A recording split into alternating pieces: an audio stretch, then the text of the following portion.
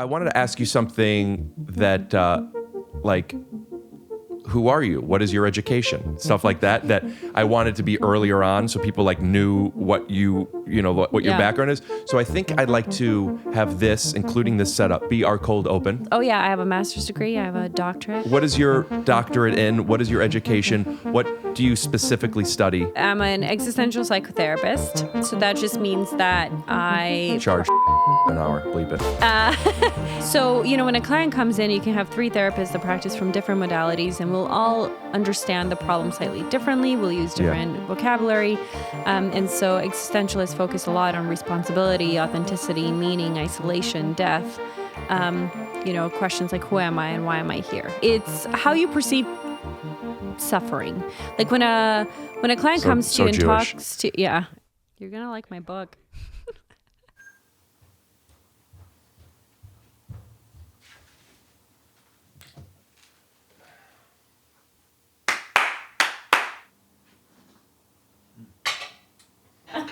I like this, and I haven't worn on my podcast yet, and out of respect for you being an author now, I'm going to at least open up with my cardigan. Do you have a pipe?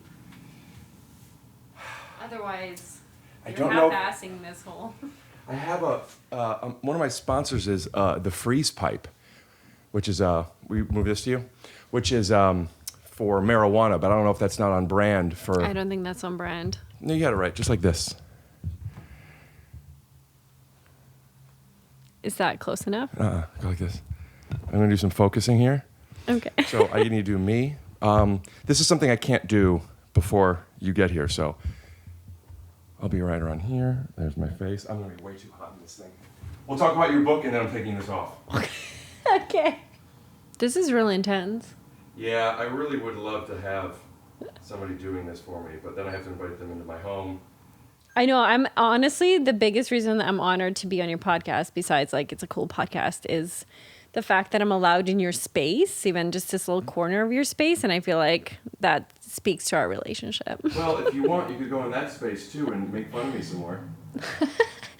Yeah, okay. After the podcast. JonMichael, cut to what that side of the room looks like. Something's going on with the focus here. The camera's doing me a favor, not focusing. No, it's focusing just on your shirt for some reason. It's a cool shirt. Yeah, I think I'm going too hot. Again, I'm not the one forcing you to do this. For somebody who, what would we call you? Would we call you a therapist, a psychoanalyst? Only doctor from now on. Okay. No, I'm just kidding. A psychotherapist. Well, then, doctor, save the jokes for me. A psychotherapist. You, a couple of times you're making sure that I know or the audience knows that you didn't make me wear this? Because nobody really thinks you made me wear this. It's just about you. And it's actually about the fact that you're bitching that you're doing it, but I didn't ask you to do it. So, as a psychotherapist, I have to imagine you've worked with Jews before, yes? Is that correct? No, just Have you never worked with Jews? I have. I'm just joking. Their love language is complaining. Okay. Did you know that? Mm-hmm. I did actually know that. So when I tell you that my stomach hurts or I'm hot, that's me. That's like when a dog shows their belly. This episode is sponsored by Liquid IV. Get Liquid IV in bulk at Costco or get 20% off when you go to liquidiv.com and use code TYSO at checkout. That's 20% off anything when you shop Liquid Hydration today using promo code TYSO at liquidiv.com. So you just want me to validate and be like, oh my God, Rick, are you okay? Can I help you? Great question. It's so hard being you, Rick. No, see, that's patronizing, and you know that. Do me a favor. When we're talking about this stuff, have a little bit of seriousness with me, because that's a great question. And instead of us talking about you and your book, analyze me. Yeah. So, because I said this to my girlfriend the other day, there was a restaurant that I really wanted to order from. Mm-hmm. They have this lentil meatball, gluten-free bun. It's delicious. That sounds disgusting. I believe you. Okay. Have you tasted it? I try not to eat meat often. Same. And when you find a meatless thing that you like, that the ingredients are simple, it's like, ooh, give it to me. Yes. I've been thinking about it all day, and I'm about to place the order, and I thought it closed at 3:40 for some reason. It closes at 3:20. It's a weird time. Both it closes. yeah. Very odd. Yeah. And I'm like, Livid. yeah. And my girlfriend goes, oh, that sucks.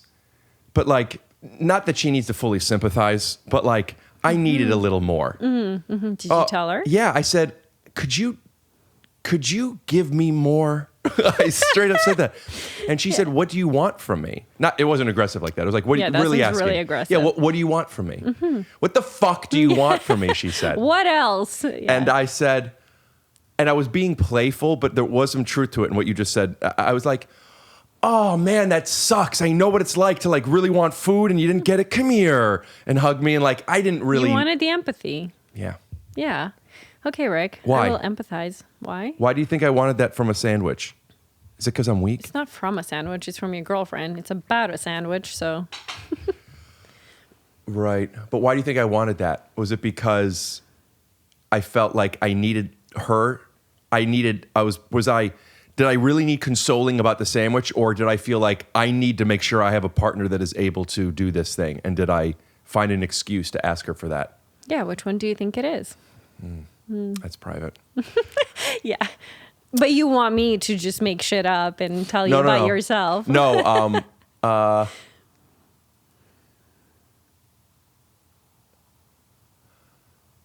in the moment, I thought I wanted to be, I couldn't soothe myself. And I wanted some help. Telling you the story now makes me feel like, I think I want to make sure I have a partner who could do that. Also, she does, and she's great. And blah, blah. This is a sandwich. Everything's great. But like, you know. But that's beautiful. You wanted someone to help you soothe. Gulp, gulp, gulp. Who doesn't want that, though? Yeah. I don't think that's something people ever really think about. No, I don't think I've had explicit conversations about that very often of like, we talk about empathy, we talk about compassion, but I think we all help each other soothe, like mirror neurons. You're having someone hug you is soothing. And I think understanding, it's like they can help me soothe, but more than that, it's they can detect when I'm actually in distress. And it doesn't matter how small the trigger is. When a partner can recognize that a sandwich triggered you, I think that's such a loving, safe environment to be in. And maybe she didn't, catch on right away, which is fine. It's a sandwich. Yeah. But you wanted that from her. I think more specifically than the sandwich, I know that I have trouble when like I think something, I don't have expectations too often. Is that true? Yeah. You're like, Sarah, where are your socks? Yeah. Well, you said you would bring socks, and I didn't even expect that. I don't know. Yeah, that's disappointing that you don't think I can follow through on something as basic as bring your socks. Well, yeah. Well, am I talking to you or my mother? I have slippers for Mom here. And she doesn't like socks. I like until something is happening. I'm like, I don't know. Like even you coming, if someone would be like, "Is Sarah coming on the podcast?" I would say, "I think today." I would say, "I think so," because who knows? What if you have to reschedule or? Do you have trust issues? That I didn't mean to. Sorry. No. By the way, yes. I don't want to. I'm going to come back to that in a second. Yeah. I want to acknowledge a feeling I have both to you and the audience together. We've been friends now for maybe even a couple years at this point. We've only met once, but it was lovely. It was lovely. Millennial Therapist. We'll put the Instagram handle here. We're here to talk about you, the book, and other things. But I also I've never had somebody on. I go to therapy, and it's not public, nor do I want it to be. But there is something fun about this that I want to do with you. So fun. But I don't want to waste your time and or No. Please come back on again. I know you don't live here. I'll come. But I want to. This is so fun, Rick. Okay. I would way rather talk to someone about their life and my life than random psychoeducation questions. Anytime. Okay. But also, this is not therapy. I'm not giving Rick therapy. Yeah. I just want to clarify that as well. I just have that background, so I'm going to ask therapeutic questions, but I'm not therapizing you. I'm not technically a psychotherapist, but there's a lot of therapy talk on my podcast. Paid me. No, I'm just kidding. How much do you charge an hour? I'm not going to tell you that.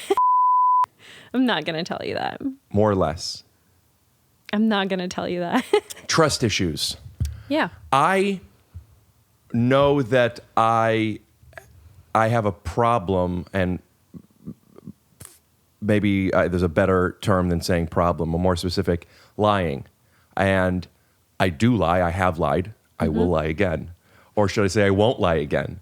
But Wow. I'm very comedian over here. Doctor. I'm very intentional with it. And like I don't like Okay. just tell the person the thing. And if I have a hard time telling the person the thing, instead of lying, I like to believe I more often than not say I'm not comfortable answering that. Almost an interpersonal I plead the fifth. Yeah. Like what I just did. I'm not going to answer that. Yes. But you did. You actually answered that. How did I answer It's that? more than It's actually not. There you go. You suck. That's how Take you do that it. out. We'll leave it all in now, but we could bleep the number. Yeah, you suck. Gulp, gulp. I don't know if I have a problem trusting people, but I am unbelievably skeptical. For example, Okay. are you really going to be here? Did you bring your socks? But I don't have a negative connotation on that. I don't think, oh, she's probably not going to be. It's just few things are certain. And I often look at things binarily.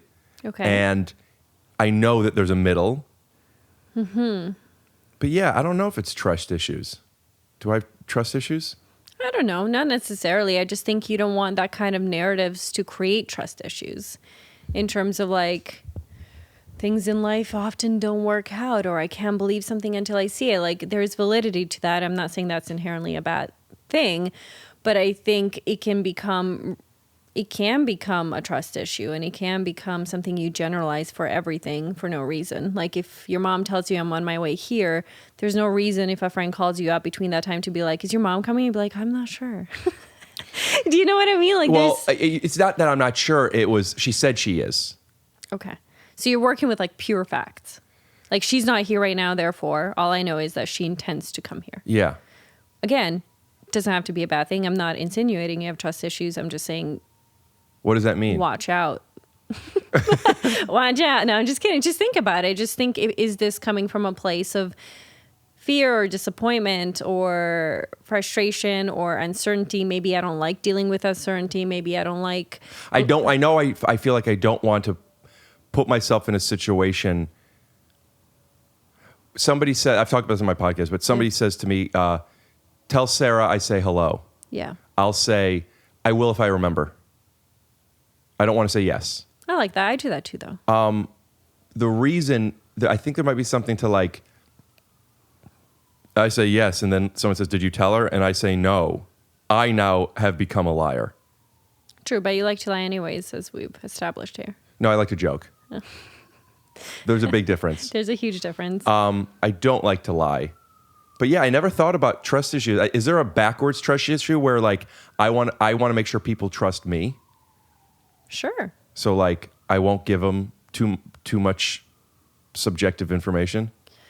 Has anyone really let you down? Has anyone that you really trusted let you down? Okay.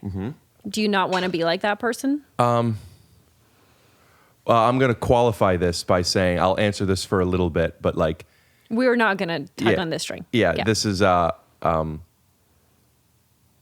something that I've been thinking about for like yeah. Anyway, yeah, that has happened, and I don't have a conscious like thought of like I do or don't want to be like this person. Yeah. Okay. I guess I don't want to be like that part of that person. I like that qualifier. It's good. By the way, I was talking about you the other day, and I went, you know what I like about Rick? They're like, what? It's a really random conversation. I was like, he's so honest. I was like, I like that you just know where you stand, and if you didn't, you could just ask him. I think that's a really rare quality, and I don't know if you'd always be honest, but I can be like, Rick, how do you feel about me? What do you think? And I feel like for the most part, you'll either say, I don't want to tell you, or you'll tell me how you actually feel about me, or I'll be like, Rick, what assumptions do you make about me? Who were you speaking to that knows who I am? And no one knows who you are. We were talking about autism actually in the discussion, and different like comedians and different things. And I was like, have you checked out this comedian? I love his stuff. He's such and such. And then they were like, what do you like about him? And I was like, well, as a person, the limited interactions, I said, I really work well with people like Rick because I really like that. I don't spend my time thinking, reflecting, or wanting to waste my time thinking, reflecting what someone thinks about me. Are they going to do something, not do something? And I was like, he's just kind of, you're about to make a joke. What is it? No, that connected something with me a lot. I had some, especially younger, I had no idea where I stood with people. So that's a nice thing to say. Oh, good. But also, like, is that part of it?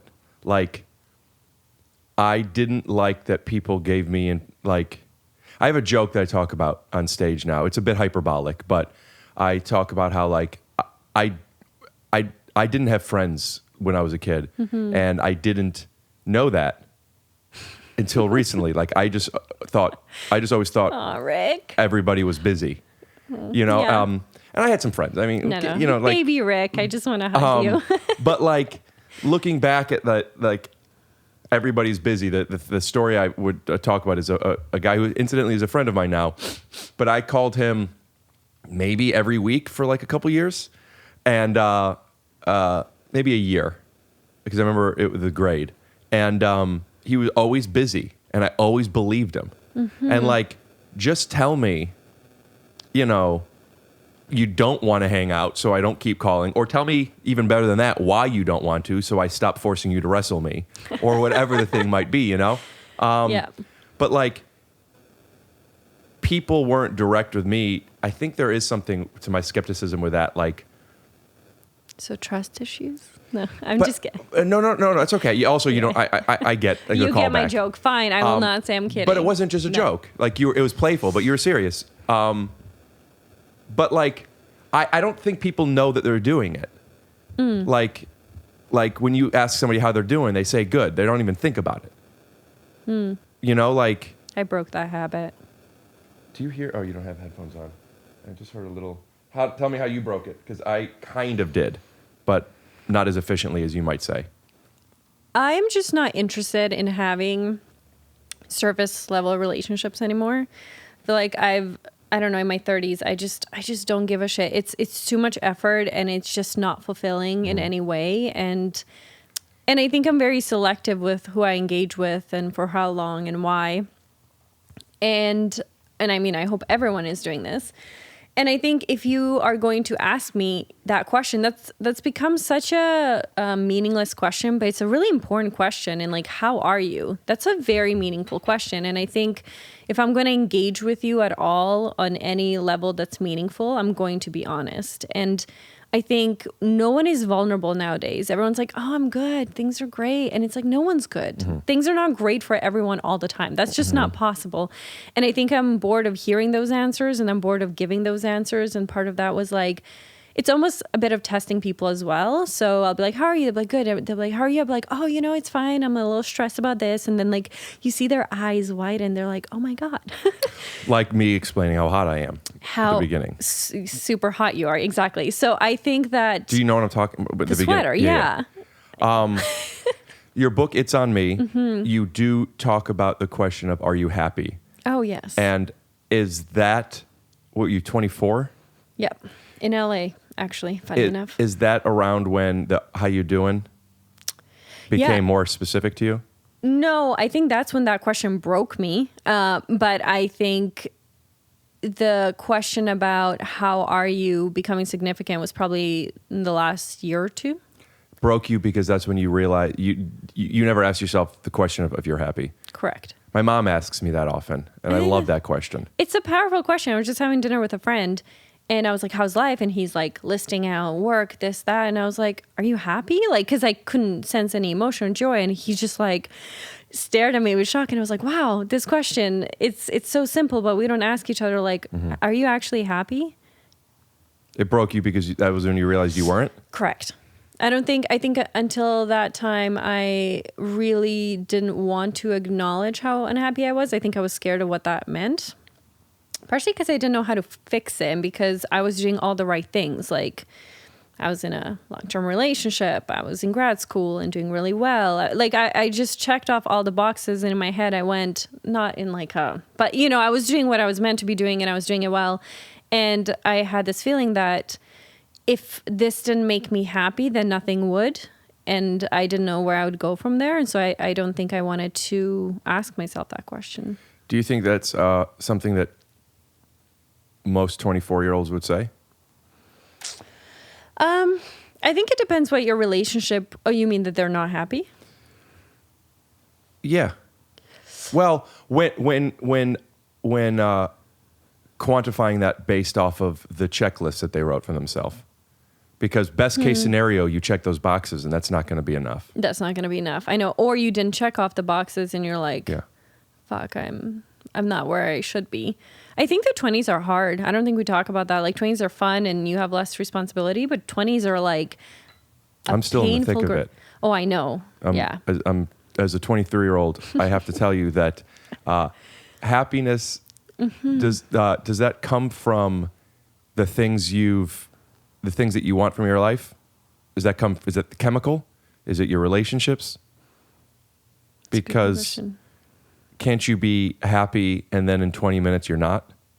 For sure. And I don't think happiness is the goal. I think when people are like, I'm going to teach you how to be happy, I have never, like, it's an emotion. Like it's not a perpetual state of existence, nor do I think we should set ourselves up for that. That's not realistic.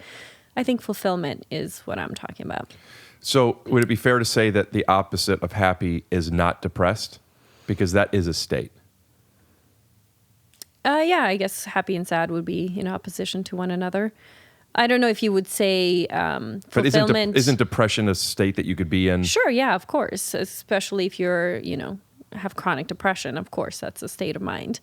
But I'm trying to think, like, what's the opposite of fulfillment? And I think it would be meaninglessness, which is what people experience a lot, which makes them sad or depressed. But I think it's meaninglessness that's the issue. I don't know if I'm getting into psychotherapy or Buddhism here, but where does gratitude play a part? Asking the existentialist. I think gratitude is more just not filtering the positive. So some people just choose to focus on the negatives. And that's an issue because then you're going to construct a narrative that's fully negative and is not actually objective. So I think gratitude for me personally, I'm not necessarily a huge gratitude like journal type person. But Meaning it doesn't work for you or you don't believe in it?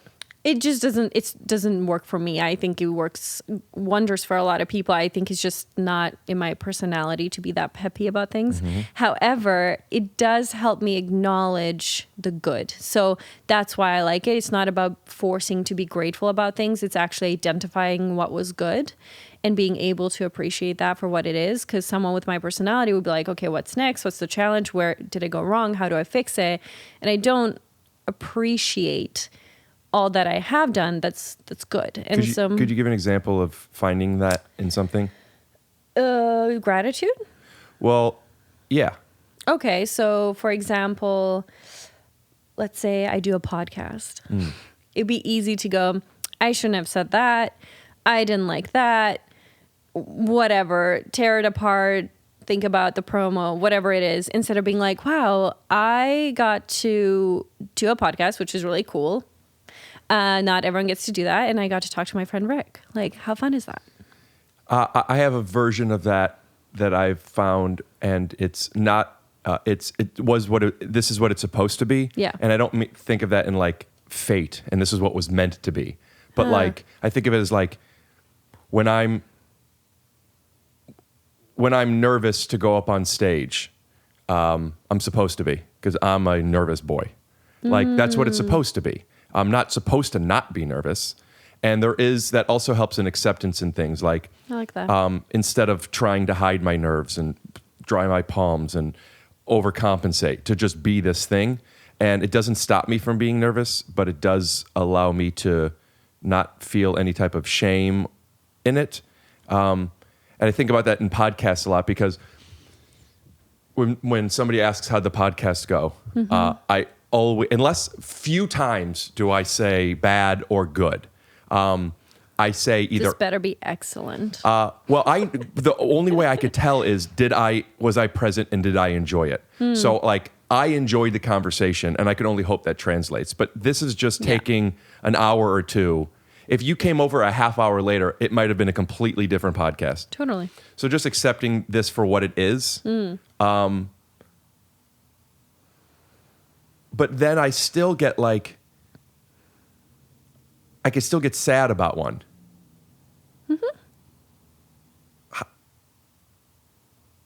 How would you say the difference between somebody who gets sad a lot and is depressed?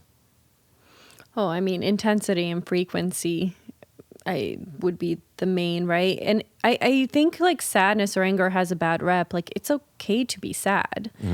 Now, if that's the emotion that's prevalent and that's all you're feeling and you're not tapping into other emotions, then that's when it's impacting you in a negative way, and that's when it should be addressed. But being sad is not a bad thing. Like, it's okay to be sad. I think most people just don't admit that they're sad, or they transfer that emotion into anger or anxiety, when in reality, they're just sad. And I think that's okay. Transferring that into anxiety? So, I mean, maybe with sadness, that's a little more difficult. But let's say that it was not, you grew up with parents who were not okay with you crying or being sad about something. Their whole philosophy was, suck it up. Suck it up, get over it, don't make a scene, you're making us uncomfortable, tone it down. Yeah. Then when you grow up or you're in other relationships or around your parents, whenever you feel sadness, you realize that's not going to be validated, that's not going to be acknowledged, you're going to be shamed for it. So you choose another emotion that vaguely works, that will get you the attention, the validation you need. So some people will choose worry or, you know, a bit of anxiety, or they will get angry about something. And then maybe your parents will be like, wow, they're mad, and they'll get their attention. Right. And so it's weird that sometimes we'll morph emotions, or we'll go to the closest one to try to get that validation, even if we can't for the exact emotion we're experiencing. So a child who grows up, their parents say, you know, don't do this in front of it. You're embarrassing me. Yeah. How does that then translate into, not only do they not want to display their actual sadness and their feelings, but they're also, and more specifically, prioritizing the feelings of the parent or somebody else. Like, Absolutely. I want to make sure they're safe at my expense. Yeah. So they get older and they're sad and they're with somebody who's not their parent. But is it that they don't know how to express their sadness? Or is it that they truly now prioritize the other people's feelings? It could be both. It could be that you're just so out of practice that it's kind of foreign to you. You're not sure how to express it in a way that it won't be rejected. It's uncomfortable. You haven't done it since childhood, so you're just not doing it. Or it could be the fact that now you understand that to get love, to get recognition, to be helpful to someone, you have to sacrifice yourself. And if you care about this other individual, you're going to be like, what a small price to pay. But it's not a small price to pay. What a small price to pay to hide yourself. Yeah. So I have friends, as we all do. We all have friends, that you define it in many different ways. They don't like confrontation, and or they want to make sure other people are comfortable. Yeah. I believe the street term is a people pleaser. The street term is, yeah. And I saw a post once about something that, like, I say this, might have even been yours. I don't remember if we talked about this, but like saying people pleasing is a selfish act. Oh, I did say that. Well, not in those words, but I did have a lot of angry people about that post where I said it's more for you than it is for them. That's what I like. Yeah. It isn't that you want to make this person happy. It's that you're going to be uncomfortable if this person is uncomfortable, Correct. Especially if you project that you're the reason they are. Exactly. So I would love to talk about that for a second, but if that's this end of the spectrum, Yeah. The other end, or maybe not the end, but far over. You're an asshole. No. Yeah. You know, when you said you think sadness and anger has a bad rep, I also said I feel like selfishness has bad PR. Yes. And like,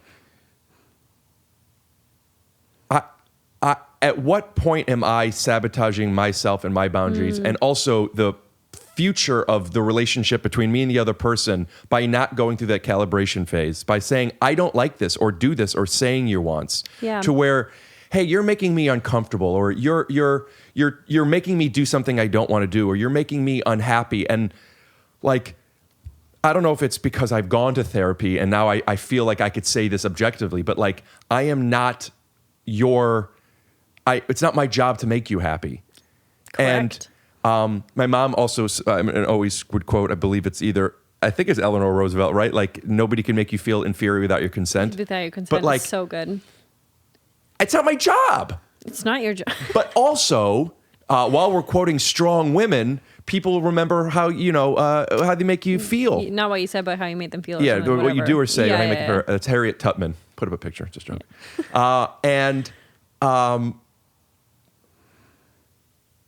So, hey, I don't like being around Rick. He always challenges me. Yeah. Or that guy. Yeah, but like, speak up. Yeah, totally.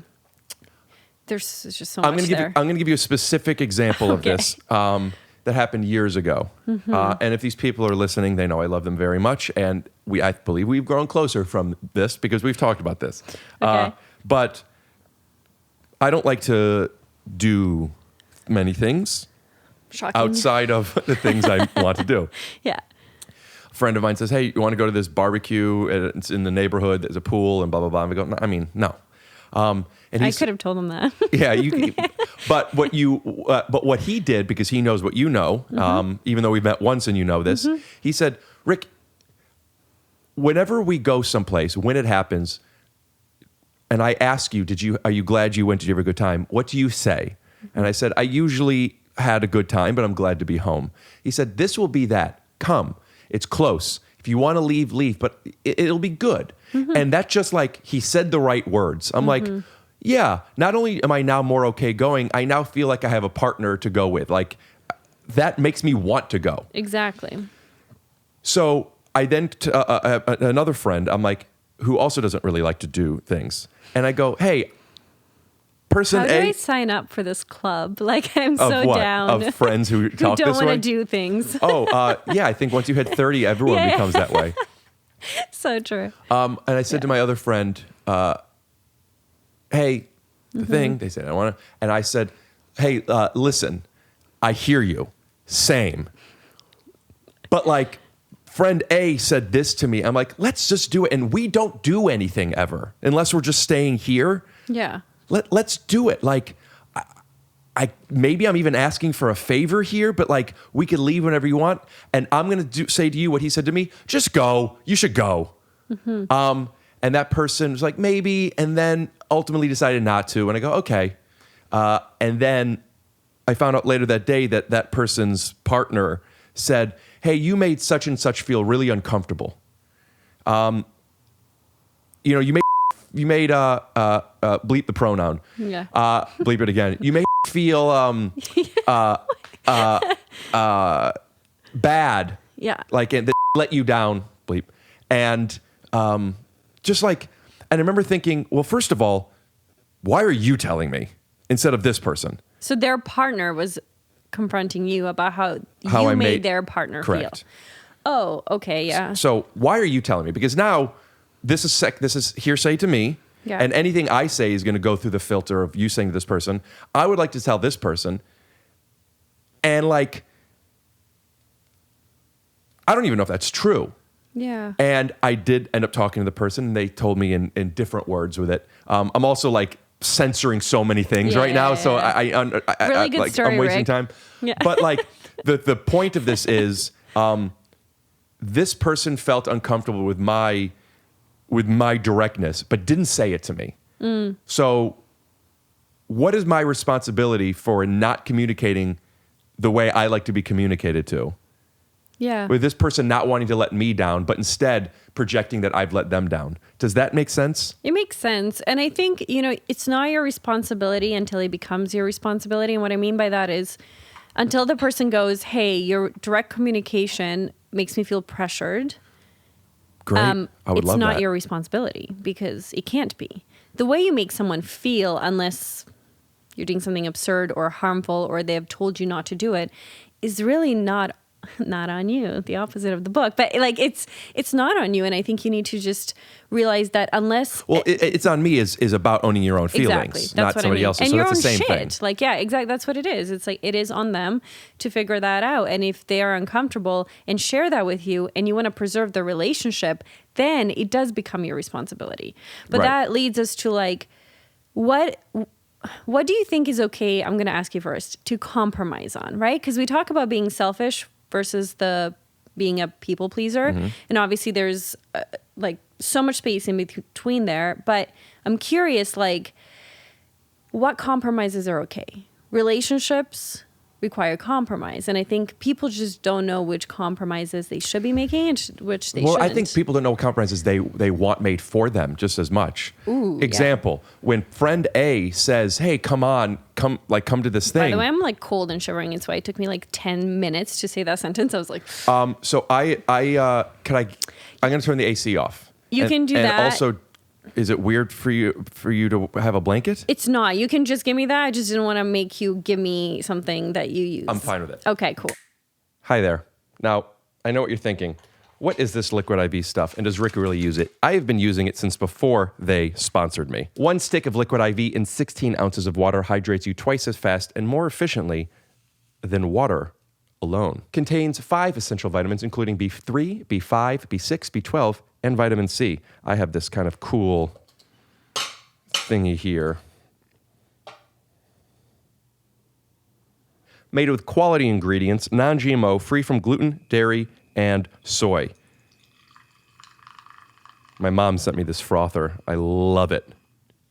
Gulp, gulp, gulp, gulp. Truly delicious. Did you know that Liquid IV has 3 times the electrolytes than leading sports drinks? I think that's a really rare quality. That's right. Real people, real flavor, real hydrating. Gulp, gulp, gulp, gulp. Grab your Liquid IV in bulk at Costco or get 20% off when you go to liquidiv.com using code TYSO at checkout. That's 20% off anything when you shop Better Hydration today using code TYSO at liquidiv.com. Enjoy. Gulp, gulp, gulp. I had a friend on my podcast. He's been on twice. The second appearance, Pete Holmes, put up a thumbnail here.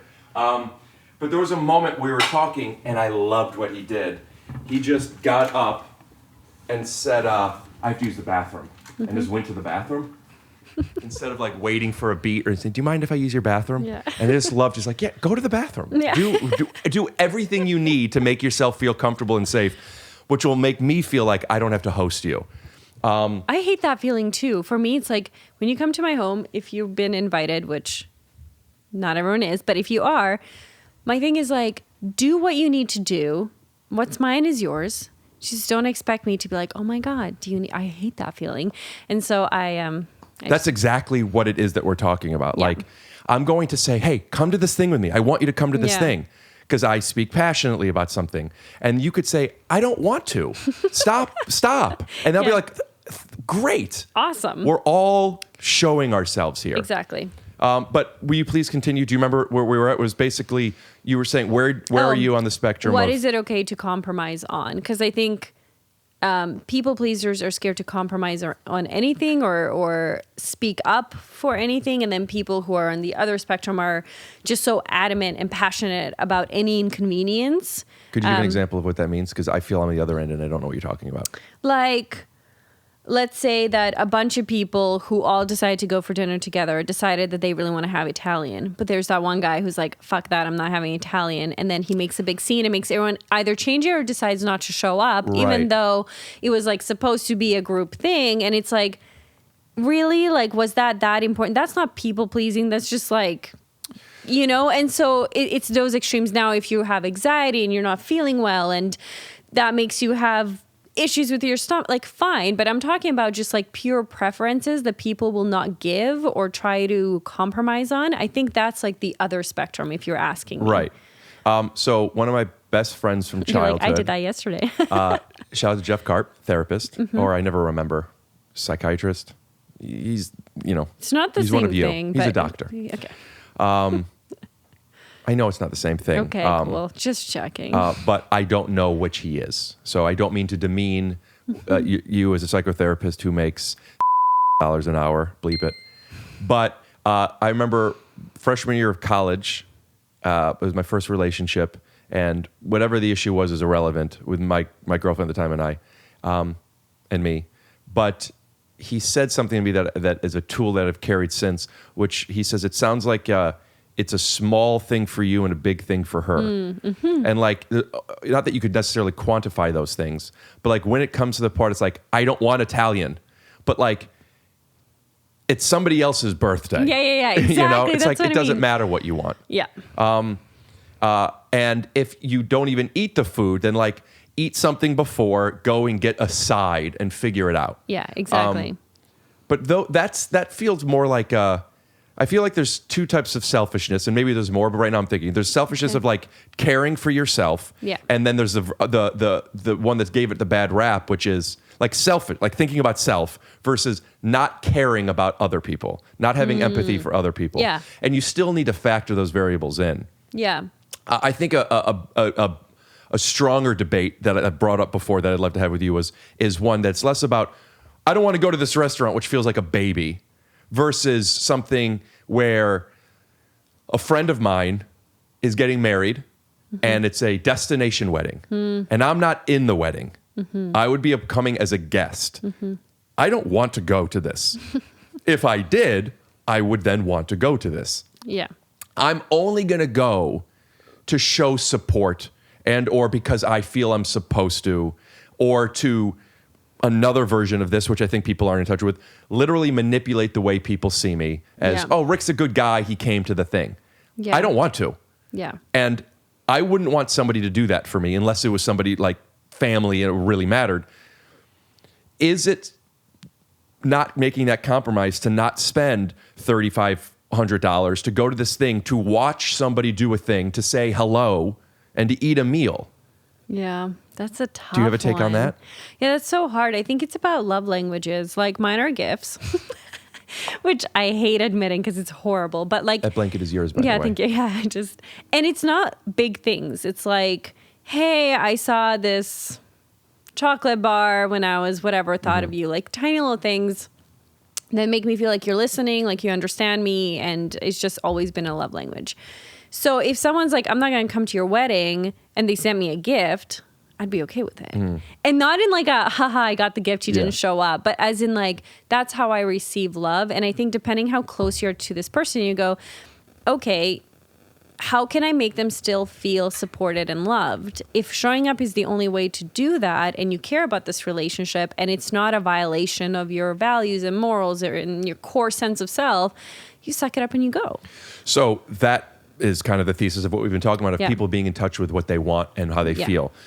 I would say, and have said in situations similar to this, hey, in one way or another, saying, I don't want to go. Not I don't want to come support you, but like, I don't want to make this trip. Whatever the thing is, the truth of that.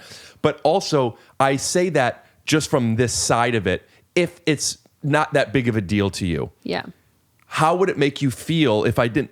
And I think most people, and there's one particular example where they said, that's fine, I understand, and they later found out it wasn't. Yeah. But no one's going to be like, well, not no one. We should be, but most people are not going to be like, it's that whole, like, I'm not going to make you do what you don't want to do. Right? I'm going to give it another example. Yeah. I am pretty odd. Well, I am pretty insecure. What'd you say? I said yes. Edit that out. Or as you would say, just kidding. I am pretty insecure about people sometimes coming to comedy shows. Now, I have a show at the Comedy Store tonight. I'm so excited. I'm glad you're coming, and I'm much more secure with it now because I've questioned this and have allowed it. But it's more particular, not with you, but just like, why am I feeling so insecure about people that I know come? And the reason is because if you already like me, why risk it? But like, I like my stand-up. I'm so excited to see you do your thing. Like, I'm so excited for you. But that's much more exaggerated when it's an intimate partner. Yeah. And I have had girlfriends where I didn't ever want them to come. I had been in relationships for years where like they maybe came a couple of times, and they wanted to keep coming. Okay. So my current girlfriend, I was just in New York. My arms are tired, and I had a show, and in that moment, we had a little bit of a, things are good. And then things were like, it was an argument. I'll just say it. I know I don't want to give my personal life away, but I'm not giving anything away. Everyone People has have an arguments. argument. And I'm playing at a venue that I had never performed before. Yeah. And I don't really feel like, oh no, here's my opportunity. But there was a part of me that felt like I already feel insecure about her coming. Yeah. I've tried to, every girl I've ever dated, I've tried to never let her come. But, that's selfish. So, but also she had seen before and it's fine. But I was like, I said, I think I want to go by myself tonight. And she said, okay, with all of the other, ways she could possibly communicate that that's not the case. Yeah. Not only did I recognize that, I also understood. Yeah. And I said, hey, based off of like some other things that were going on, I said, hey, I want to have try to have a really connected conversation that includes what I just said and everything that's been happening. I am feeling insecure about you coming. And you know this already about me from other things. And plus things that have been going on, I'm just feeling like I know me. And one of my superpowers in this thing, if I even could call it that, is in what I think is a good way, being able to disconnect from how other people feel about me affecting me. Whether you like me or you don't, I'm still going to do this thing. And I almost need to have that invincibility to be able to do this type of comedy. No, of course, yeah. I just feel like if you're there, I'm going to be aware of it. And that's just going to make it harder for me to be present. It is fully based on me being insecure and wanting to give myself the best opportunity to thrive in this moment. But I also know things, we had a little bit of thing today, and I don't want to make you feel unincluded. Like I all the tools in my tool belt. That's amazing. I could tell you after the fact. It wasn't amazing. Well, no. It was what it was. Yeah. There was a lot of variables in this thing, and my feelings of insecurity was one of them. Yeah. How much are we all willing to compromise?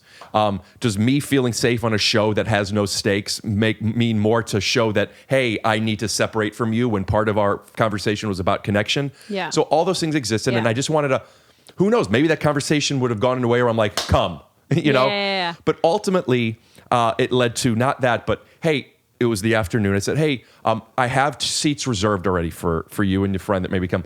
Let's just see how the day goes. And if I feel a little bit more comfortable, could we talk about it later? And she goes, absolutely. That already made me feel better. And then later in the day, I'm like, come. Aw, cute. She goes, great.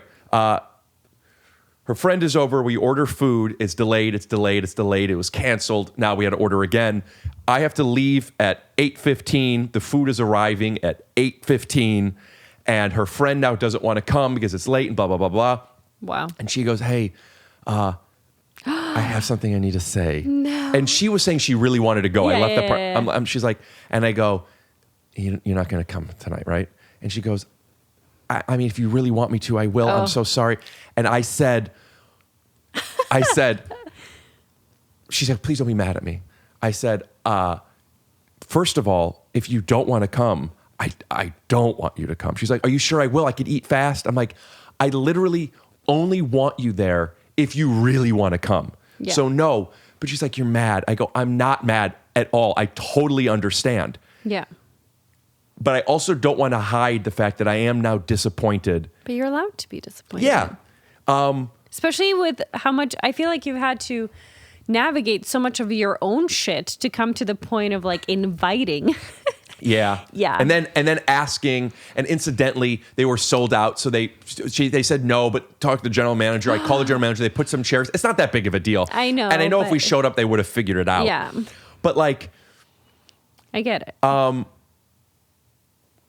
the love language of like showing up or asking, I was able to say, like, if somebody says, like, oh, if you don't want to come to the wedding, don't. I want to be able to say, I don't want you to come because, or I do want you to come because. And like she says, are you mad at me if I don't come? Somebody could say, no, it's fine. But I got it. I understand. If the roles were reversed, I didn't eat yet. It's late. My friends, I get it. Yeah. I wouldn't have cared if all this other stuff. But I'm not gonna lie, I am disappointed now that we did this thing. I'm finally like, you know what? I want you to come. Yeah. I like that I was aware of that and I said it. I love that. Like, I don't think most couples have those conversations, which unpleasant, and there isn't always a resolution in a way that both individuals are happy. But I think it's these types of conversations that lead to a healthy relationship. Like, there's no alternative. You guys could have both just said, it's fine. Both are upset. Now your distance is even, I don't know, further. I don't know why you're. Yeah. But yeah. Well, being able to say I feel disappointed and her being able to see that and understand that. Ultimately, by the way, my set was pushed back. She ate quick and she came and it was great. Oh my God. This story. But like me being able to say I'm disappointed and her not taking it personally and like that made me feel closer to her. Yeah, exactly. It does make you feel closer. I think when you can be completely honest. Pardon me, I'm so sorry. I normally do it when the guest is talking so we can edit around it, but then like if it makes you stop, I'm sorry. Go ahead. No, it's okay. I think being honest. Authenticity is like a super overused word at this point, but I think unless you're authentic with someone, you're never going to feel the closeness that you really want. You're never going to feel the sense of belonging that you truly want. Even if someone loves you, but they don't love the real version of you or the version of you that's honest and raw, you're always going to feel a disconnect. Always. How could they love the real version of you if you aren't able to, if you're a people pleaser? They can't. Right. That's the issue. And this is why a lot of people pleasers feel incredibly alone. And unseen, even though people technically like them. Right. Because it's not about the objective, I have friends, people invite me to things, and people like being around me. It's about the fact that no one sees you. I think being liked has great PR. Yeah. And being accepted, like you had to like say, I know it's overused. Yeah. It's just about being accepted. It's about being accepted. Yeah, I think I said something like opposite of rejection isn't approval, it's acceptance. And I think a lot of people want approval. Like right. But it's like, no, what you actually want is acceptance. And people can't accept you unless they can see you. Is that learned approval because we're graded as children and we're told this is right and this is wrong? Probably. And I mean, you're bad, you're good. Like right. The language that we use is absurd. So there's always a dichotomy of like, you did this well or you didn't. I reject this or I accept this. This is good, this is bad. And it's just, that's how most of us grow up. Instead of being like they accept or they're open to everything that I bring. And it's really hard to find individuals like that are open to seeing someone like their partners. It's why after the infatuation phase, everyone has a crisis because you just saw the good. You wanted to just see the good, so you saw the good. The other person only brought the good. And then at some point that changes and you realize they're a real human being and it stops being as sexy and fun and easy. And you go, oh shit, if I'm going to accept this person, it's going to be the whole thing. Yeah. And you got to choose like, everyone you end up with, a friend, a partner, you're going to have to tolerate shit about them. Mm-hmm. Choose what you want to tolerate. Yeah. Right? And that's what it is. That's like choose what you want to tolerate. Tolerate, yeah. Like, what do you mean? Like, if there's things flaws? you don't tolerate, you mean you're not friends with this person? As in, yeah. Like, are there flaws that you can tolerate without it infringing on you or being like a real issue or something that you can put up with? If you have a quirk that I know in like 5 years will make me snap, then I am probably just not going to invest in that relationship. And so it's like when you choose someone, you choose the good, but you also choose which type of nonsense you're going to tolerate. Is it fair to say tolerate as a synonym in this example as accept? Like, oh, Sarah does that. Sarah gets cold. I mean, it is what it is. It is. Yes, I think so. You're not enjoying it. You're accepting it, I guess. Yeah. So Sarah does get cold. How are you right now? Great. I'm perfect. Thank and you. if you're not, you'll tell me. Of course. Because the AC will kick back on, I'm sure, again. That's okay. So being authentic is another word for being selfish sometimes. Because to show up authentically, I have to show you who I really am and how I really feel. Now, I don't want to shove that down your throat, but I also don't want to bury that. Yep. And I want to say, hey, I'm hot, and or I like being cold when I'm recording. It keeps me awake or whatever the thing might be. And I want to have the person opposite me feel safe enough to be able to then say, I hear you, but I don't like this. Though it's not my responsibility to make you feel safe, there are ways of giving you a space for that to be nurtured, right?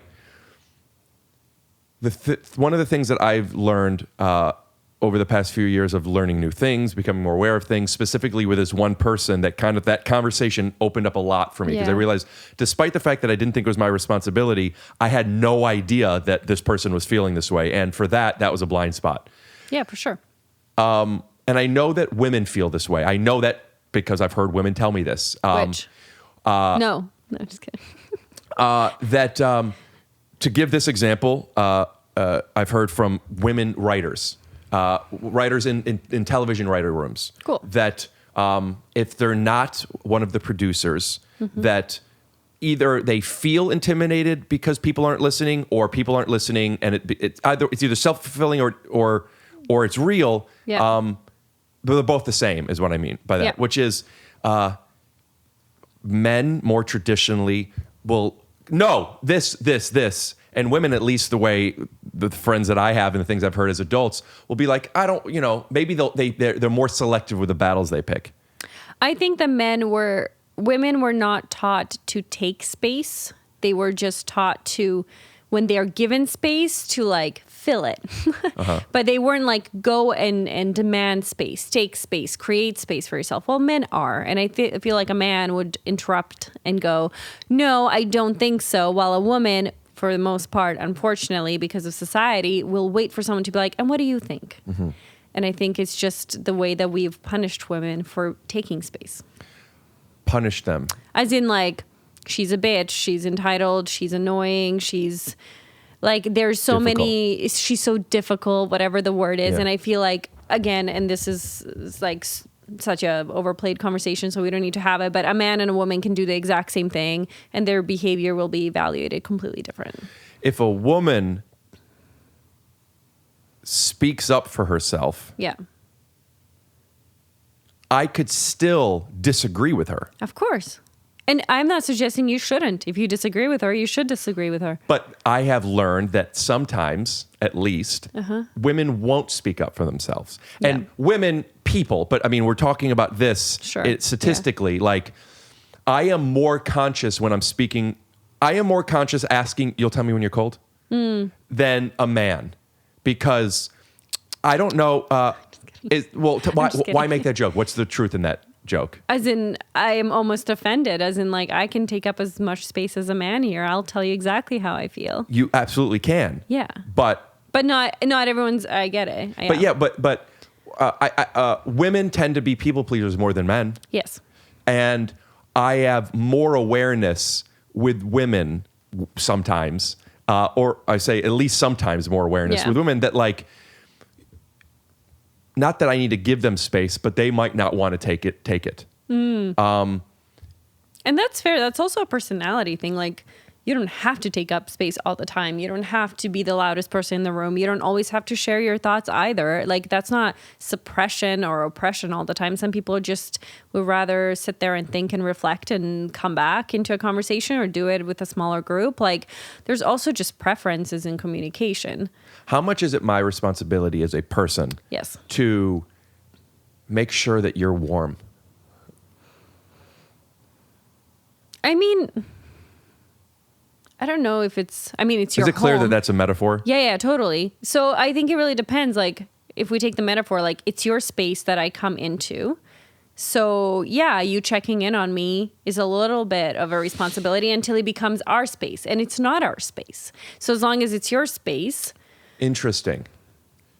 If I go into your space and I'm cold, I'm cold. Like, I'll say that. Great, and I'll give you a blanket. Right, but I don't think of it as your space. I think of it... Well, I don't either, because clearly I said I'm cold, and then I looked at you and I was like, what is our solution here? Because I'm cold. But I think if someone doesn't have that safety, and it's the first time they met you, and they're sitting here and they're shivering, and they're cold, and you notice by their body language that they're cold... I would miss that entirely. Yeah. That's what you said. So they don't know you yet. They don't feel safe yet. That's my question, I guess. What's my responsibility, but how do I offer them that? I mean, you can't also build safety immediately, right? Like, we're talking about safety in relationships takes time. I had COVID, for example, and you found out and you still kind of stuck around even though you were socially distancing. Well, I knew I had COVID, right? No. What happened was My friend had we COVID. met up, and then you found out while we were That's together. That's what I mean. And then, like, you found out you already have COVID, and I'm like, well, I mean, I drank the water already. Yeah, exactly. But like, and it wasn't. What I mean, it wasn't your Didn't response. you take a test too, and it came back negative, and then later you found out you got Correct. so sick? I got super sick. Yeah, that's what we did. Right when you found out, you went and you took a test. And the reason why I'm sharing this is because, like, okay, so you kind of like stuck around, and I knew that was not something you loved, and then you sent me like a smoothie or something the next morning to my hotel, and I was like dying and alone, and you have no idea how much that meant to me because I was like, I have no one here in LA. I'm like so ill, and I have this like delivery, and I was like, that is so sweet, and that is what built safety. You can't assume that someone like. Could you be more specific about that's what builds safety? Less about a gift and more about what that represents. Oh, it's not about the gift at all. It's like someone is there to take care of me in case I need it. Like if there's an emergency, I felt like, okay, I don't know him very well. He sent this. I'm sure if I had to go to a hospital or something, he would at least tell me where to go. Like it was a weird thing that like someone cared enough. Like there was a thought and someone was around and someone cared. And although it was such a weird, random kind of circumstance, I think it builds relational safety. And the only reason why I'm talking about this is because little actions, it's not just gifts, little actions and time is what builds safety. You can't just assume that someone's going to feel safe with you the first time they meet you, even if you're like, oh my God, are you okay? Do you need water? Do you need this? Do you need that? Like, it's not an immediate thing. It's a process. I'm not sure if what I'm about to say is me patting myself on the back. Okay. I'll tell you. Okay. But I'm the best. No. I go into a place, this isn't all the time. Yeah. Sometimes you're nervous about things that are out of your control. But typically, I'll go into somebody's podcast, a restaurant, a dinner, or whatever. Yeah. And I know that, like, I'm taken care of. Yeah. From me. Mm-hmm. Like, I'll leave if I want to leave. I'll speak up if I'm cold. Like, I could feel more seen by somebody else, but I don't necessarily feel like I don't feel safe yet. It's not about that. It's not like, okay, if you feel lack of actual safety when you meet someone, that's an issue. What we're talking about is like building, I guess, how do you define safety? Because I'm talking about like being your most vulnerable self or being super authentic. Or I think that's what it is. Yeah, and for some people, that just takes time. I feel like even during our first conversation in real life, I was like, this happened to me when I was 20. And I was like, and this. And I like, because part of that is inner safety for me, that I knew that regardless of how you reacted, I'd be okay because I feel safe with myself, which a lot of people don't have. And then the second part of that was you just felt like a fairly safe space from what I could evaluate. Now, if you don't have inner safety, no one around you is going to make you feel safe enough. You said some people don't have that. What is that? As in, like, if you ever get into, like, vulnerabilities, like, be vulnerable. And it's like, yeah, be vulnerable if you can handle it going wrong. So if you're someone who's like, okay, I'm going to open up a topic that is really painful for me, and if this person rejects it or can't soothe me or can't take care of me, then I'm going to be in trouble. Maybe don't do it. Like there is a lack of safety, or you're placing all the safety in that relationship on the other person. And that is not a chill position for them or for you. So building safety is going to alleviate some of the pressure from the other people around you to create safety in your life. And it's also going to allow you the opportunity to be more vulnerable. And vulnerability is a calculated risk. It's not just you're not supposed to just do it for the sake of doing it. That's not going to create intimacy. Sometimes that creates a lot of pressure for the people around you to take care of you. And so I think, it's an inner outer thing. So your ability to build safety with someone else is also dependent on their ability to build safety within themselves. And then they're more likely to show up authentically. If there's somebody that doesn't feel safety within themselves too much, didn't grow up communicating their feelings, didn't develop a skill set to even understand their feelings that well. And they're with somebody who does, like to show their belly. And if the other person maybe doesn't have the tools,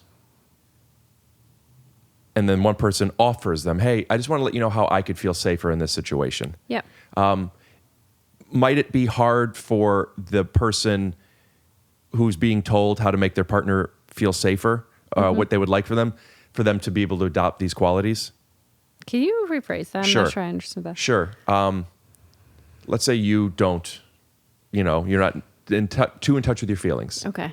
And I say, hey, there's something I'm feeling really insecure about. Yeah. And you go, what?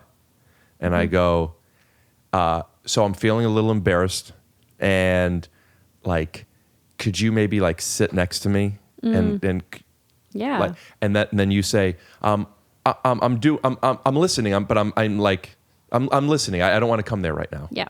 And then I'll say, okay, I don't really want to talk about this now. Yeah. And then they go, that's fine. Tell me when you want to. Yeah. Go ahead. I just feel like from that, and of course, context is so important, but if I just saw that play out, I'd go, the person who was asked for help didn't feel like they can handle the emotion that was coming their way. They didn't want to emotionally connect to their partner who was hurting. Right.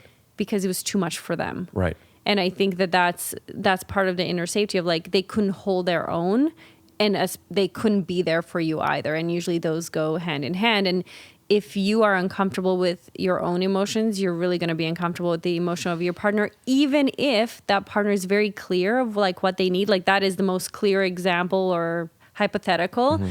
And if they can still go, no, I don't want to come close to you. I don't want to talk about it, even though you told me that you're feeling really insecure and you need me to sit. Like that is perfect communication. Then that's really, for me, I'd be like, is the other person okay? Like what is happening for them? Because that response is telling me that they have no capacity to connect in that moment. Right. Because they don't, what sitting next to me and hearing my insecurities would be a burden to them, or it's too much weight for them to carry, or they're scared of it. If they know that this insecurity involves them, they're avoiding a defensiveness. It can be any of those things. I mean, it really depends on the context, Right. but I think a lot of it is like when we're truly engaging with someone on an emotional level, we're allowing them to wash over us. Like we're allowing them to impact us. That's the most, you have to have boundaries, but it's like pure empathy is like allowing the other person to impact you. You don't just sit there and go, oh yeah, that's tough. Like you're like, Yeah. oh my God, that's like, I'm connecting to a piece of myself that resonates with that. And it's a lot of inner work to be able to empathize with someone. And it's really scary. And so if you don't want to connect to that emotion, if you don't feel like you can keep it together, and some people do it not selfishly, but they go, there's times where people have asked me to be there for them. And I go, I can't, because I can't even handle my own shit right now. Mm-hmm. So I can't sit with you, because the second you start talking, I will resonate so strongly, but then it's going to become about me. And I don't know if you've ever had a friend where you're like sharing kind of something that you're feeling, and then they go, oh my God, me too. And then the conversation kind of becomes about them. And I think sometimes people share as a way to like connect with one another, which is really awesome. But sometimes people steal the limelight. So it's like, I think there's sometimes it depends. Either they're not very self-aware and so they're just keeping you at a distance, or they're so self-aware and should maybe communicate like, I'm in a space right now where this conversation is going to become about me, and I don't think that's what you need right now. So maybe let's not have this conversation together or at this point. My mom does that. Yeah. And I mean, she'll. I speak out more about this when it's my mom and a friend of mine and me. When the friend is talking and my mom immediately makes it about her, gives an example. Oh my God, and my I'll be mom like, does that too. But I'll say immediately. Oh, I mean, but also you just did it. I know. I just did it. So Yeah. it's a craft. I know. But like, I try not to, but yes, yeah. it upsets me, and which makes me, just my Me too, very Rick. simple, It makes me really. just kidding. It makes my it shines a light on, oh, I must do this if it upsets me so much. Not so much, but like I am able to say to my mom, David was actually talking about his relationship. Yeah. So let's let David finish. And my mom goes, you're right. I'm sorry. Like, Yeah. she doesn't want to, she doesn't mean to. Totally. And when somebody does it to me, I go, I hear you. If it goes off, I'll either accept it or be like, I want to go back to what I was saying, and then let's talk about that. Yeah. Like I'll defend where I want to go. I've done this on the podcast about things that had very low stakes. I saw a comment. I had Bill Burr on my podcast. Okay, yeah. Bill Burr. I think I may have actually watched that one. He is. There's been 2 episodes and I don't 200 watch something. many. No, you said you don't watch many? Yeah. There's been 2 episodes where I got nervous. That was one of them. Not right.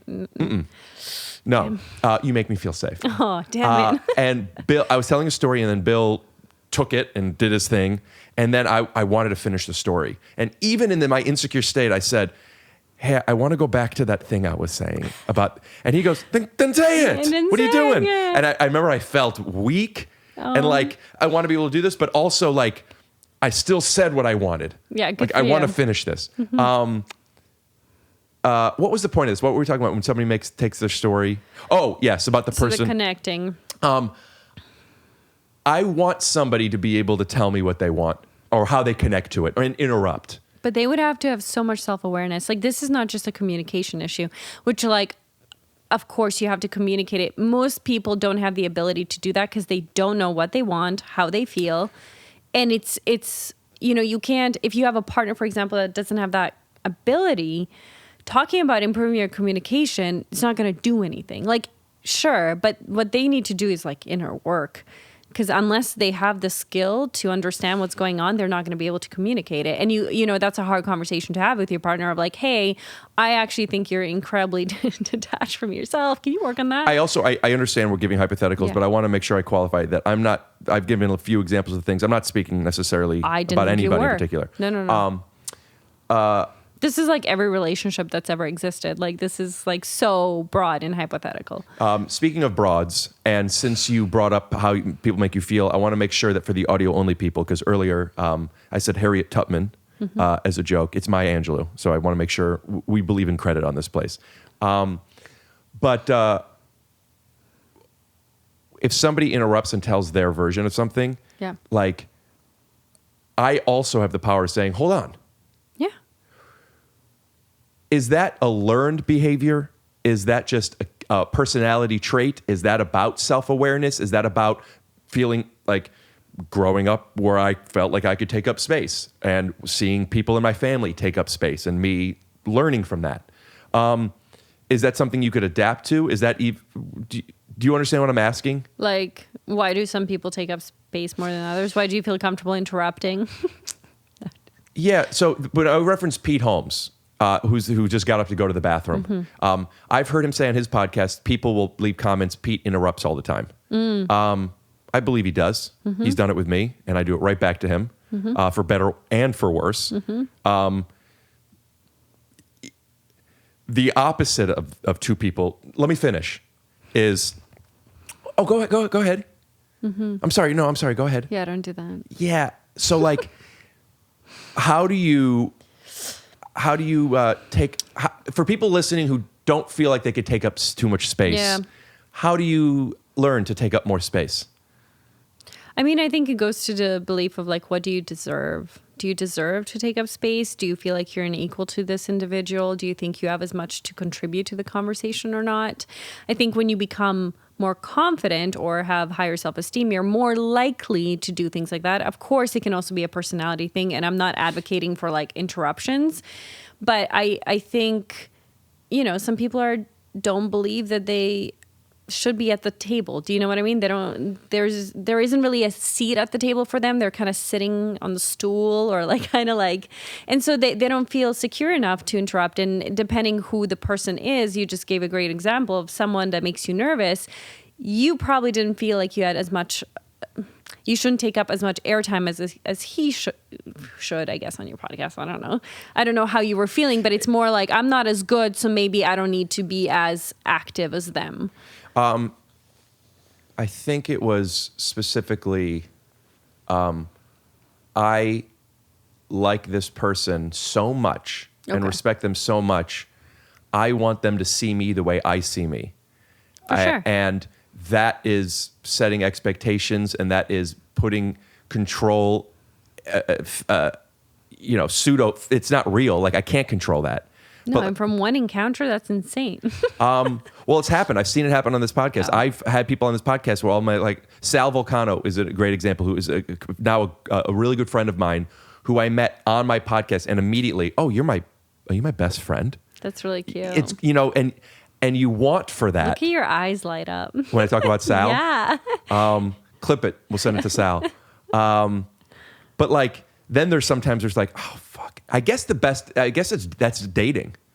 I guess if like you get to go on a date with somebody who you want to go on a date with, you're like, please like me. That's a tough place.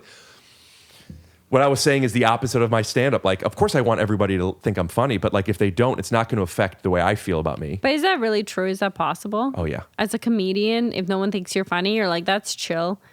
I've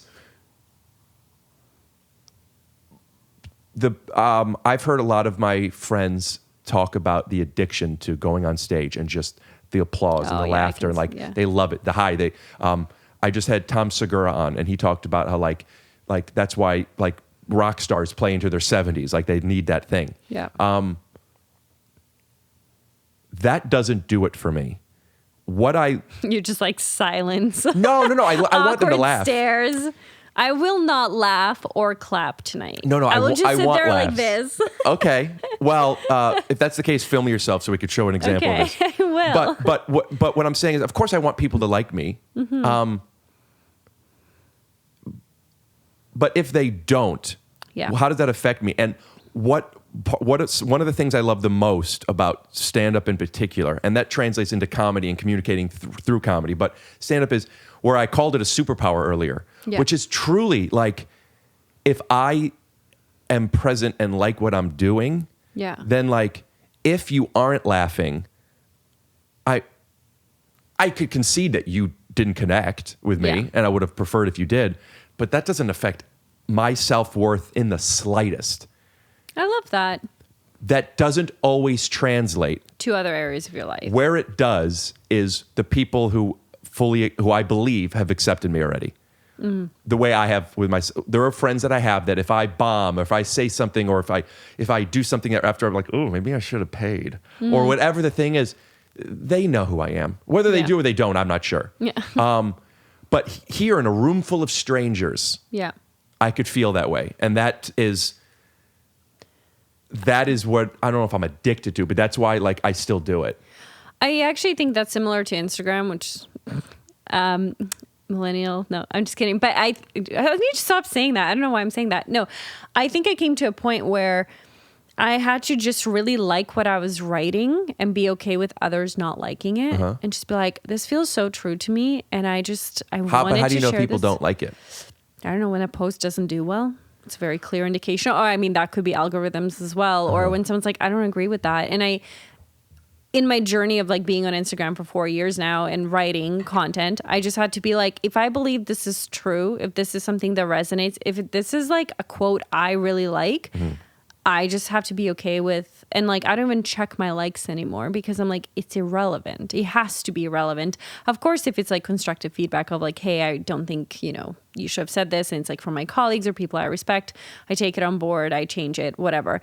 But if it's just how will the masses like it or not like it, it's not about that. It's about presenting information in the most authentic way. And if that resonates with you, that makes me so excited. I'm so happy you're on my page. If that doesn't resonate with you, that's also okay. But I feel like I want people who it resonates with. It's okay if it's not for everyone, but I think it took me a while to get to that place where I was like, oh, okay, this only got 8,000 likes. Cool, I'm going to keep it because I like it. In the past, you're like, you hide the likes, you take it down. You're like, fuck, that really bombed. Take it down based off of not having enough likes. Yeah, do you know how many, so many people do that. And I've just kind of stopped where it's like, that's okay. People didn't like it. I like it. Welcome. Is that to hide it so other people don't see how few likes you've gotten? Or just because you're like, oh, based off of the sample size, it's clearly not valuable enough to be on my feed? I think I've had those thoughts before, and I think those are valid thoughts in terms of like, is it not hitting? Is it just not worded correctly? Is right, it like just doing not... a joke that never works, you might as well trim it out. And I've had a couple times where I'm like, okay, I'll repost this thing every 6 months, and it's like, if it didn't work for 3 times, even with algorithm, whatever, it's like, it's probably not landing. Like, I'm doing something wrong. That's not what I'm talking about. I'm talking about like, it's so embarrassing how poorly this did. And I don't want other people to know that I bombed or like that I have something that has 8,000 likes. So I'm just going to take it down. And I think, not doing that was very healthy for me. I wanted to ask you something that, who are you? What is your education? Stuff like that I wanted to be earlier on so people like knew what what your background is. So I think I'd like to have this, including this setup, be our cold open. So Okay, people cool. could see this first. But not doing an interview, but could you give some No. credentials? Like what is your doctorate in? What is your education? What do you specifically study? Yeah. Thanks for asking, Rick. Only 2 hours. No. And then I'm gonna want to follow up with your I'm just kidding insecurity. I'm just kidding. But first this. Yeah, okay. So I don't know how much you want, but I'm an existential psychotherapist. So that just means that I Charge an hour. Bleep it. Go more. ahead. It just means, actually, I told you we had this conversation, by the way, in person. First time you met me, you asked me how much I make. I do remember that, but I don't remember what the number was. But I Well, thought it was in that. It is. I'm close. Yeah. Anyways, and then I remember you being like, what the fuck? Maybe, I guess since then I've met with more people who are charging a lot more. A lot more. I actually think I could be charging a lot more. I'm very conservative. Okay, anyways. Doesn't matter. I wouldn't call that very conservative. I wouldn't even call that conservative. I just wouldn't call it like the top 1%. Yeah. This doesn't all need to be the cold open. We'll trim this for the cold open. Can't be the cold open. We'll bleep all the numbers. Okay, cool. The point here is, I'm an existential psychotherapist, which means I just practice from a modality. What is that? It's a unique modality. I mean, instead of like CBT, it's existentialism. No, CBT. What kind of therapy do you get? This is all irrelevant. I'm a therapist. Why is this irrelevant? I don't know. You know what you're saying to me? You're saying my curiosity doesn't matter. Your curiosity is irrelevant. Is a question that everyone asks me, and I talk about it so much. Well, welcome to the pod. What is CBT? Cognitive behavioral therapy? Oh, yeah. I've never heard the acronym. Pardon me. Oh, okay. I was like... Yeah, I've done that. That's what I thought. Yeah. So, but okay. So anyways, it's just, there are many modalities from which a therapist can practice. Mine is called existential analysis. So it's found I literally didn't know the word modality. Oh, okay. That's what I was asking. Theory. Yeah. I get it Type now. of practice. Okay, cool. And so I practice from existential analysis, which stems from Western philosophy. So the only cool thing about it is, well, lots, but it's how you perceive suffering. Like when a client comes to you and Jewish. talks to, well, I mean, Viktor Frankl is a huge one in there, logotherapy. Anyways. So yes. How you perceive suffering is such a specific definition of like Jewish culture You're going to like and my comedy. book. I'm looking forward to put a picture here for the hard copy. Yeah, cool. So, when a client comes in, you can have 3 therapists that practice from different modalities, and we'll all understand the problem slightly differently. We'll use different vocabulary. And so existentialists focus a lot on responsibility, authenticity, meaning, isolation, death. Questions like, who am I and why am I here? And so that's the lens through which I Chapter 1, 2, and 3. look at the world. Exactly. What else? Oh, yeah, I have a master's degree. I have a doctorate. What's your master's in? Counseling psychology. And your doctorate? Is in science of psychotherapy. You travel so much. Yes. How do you have clients? Online. Exclusively? Yep. That's always been the case because I've traveled for like Yeah. a decade now. So I've always had an online practice. And so when COVID hit, nothing changed. Do you go to therapy? I used to. Why don't you anymore? I don't need it. You're fixed? Yeah, I'm fixed. Do you look at yourself as an enlightened individual?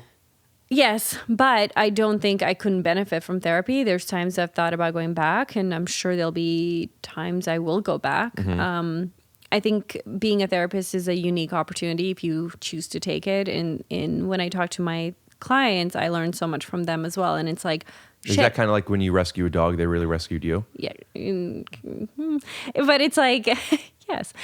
It's, I think to be a therapist and to do it authentically and to not feel like a fraud, I need to be working on my shit nonstop. I'm not going to tell people how to live their lives, well, which I don't, but I'm not going to try to give guidance or tips that I myself have never tried or don't follow. And so I think ever since I started being a therapist, I've taken it very seriously in terms of like being a good therapist means working on my own shit. And I think I've just tried so hard for the last like decade to do that. When have you felt like a fraud? I remember when I was in grad school, I was seeing clients as an intern. And at that time, it was my book opens with like a panic attack and I have a complete breakdown. And it was around that time that I was seeing clients. And I was doing really well in sessions. Like they loved me. They kept coming back. I had great reviews. But I would literally have full on panic attacks and then walk into a session. And then there were times when I started, this only happened once and then I quit or I took a sabbatical. But I had a panic attack in a session.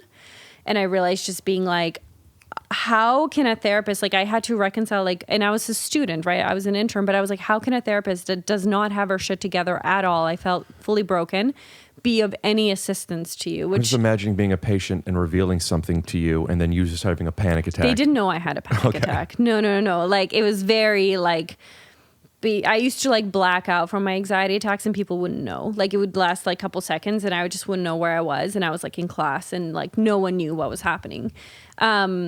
But I think that's a time where I was like, I can't feel this broken and show up. And I'm not sure I feel that way still as a professional, that, you know, you have to have it all together. Of course not. No one does. But I think that's the only time I felt close to being a fraud of like, I'm helping you with your panic attacks and I can't even handle my own. Like I can't even make them stop. I don't know what's causing them and I'm helping you figure out what's causing yours. So I had a bit of that moment of like, what is happening? And I did take a pause and I took like 6 months off grad school and then I came back and I finished. But yeah. How'd the anxiety go away?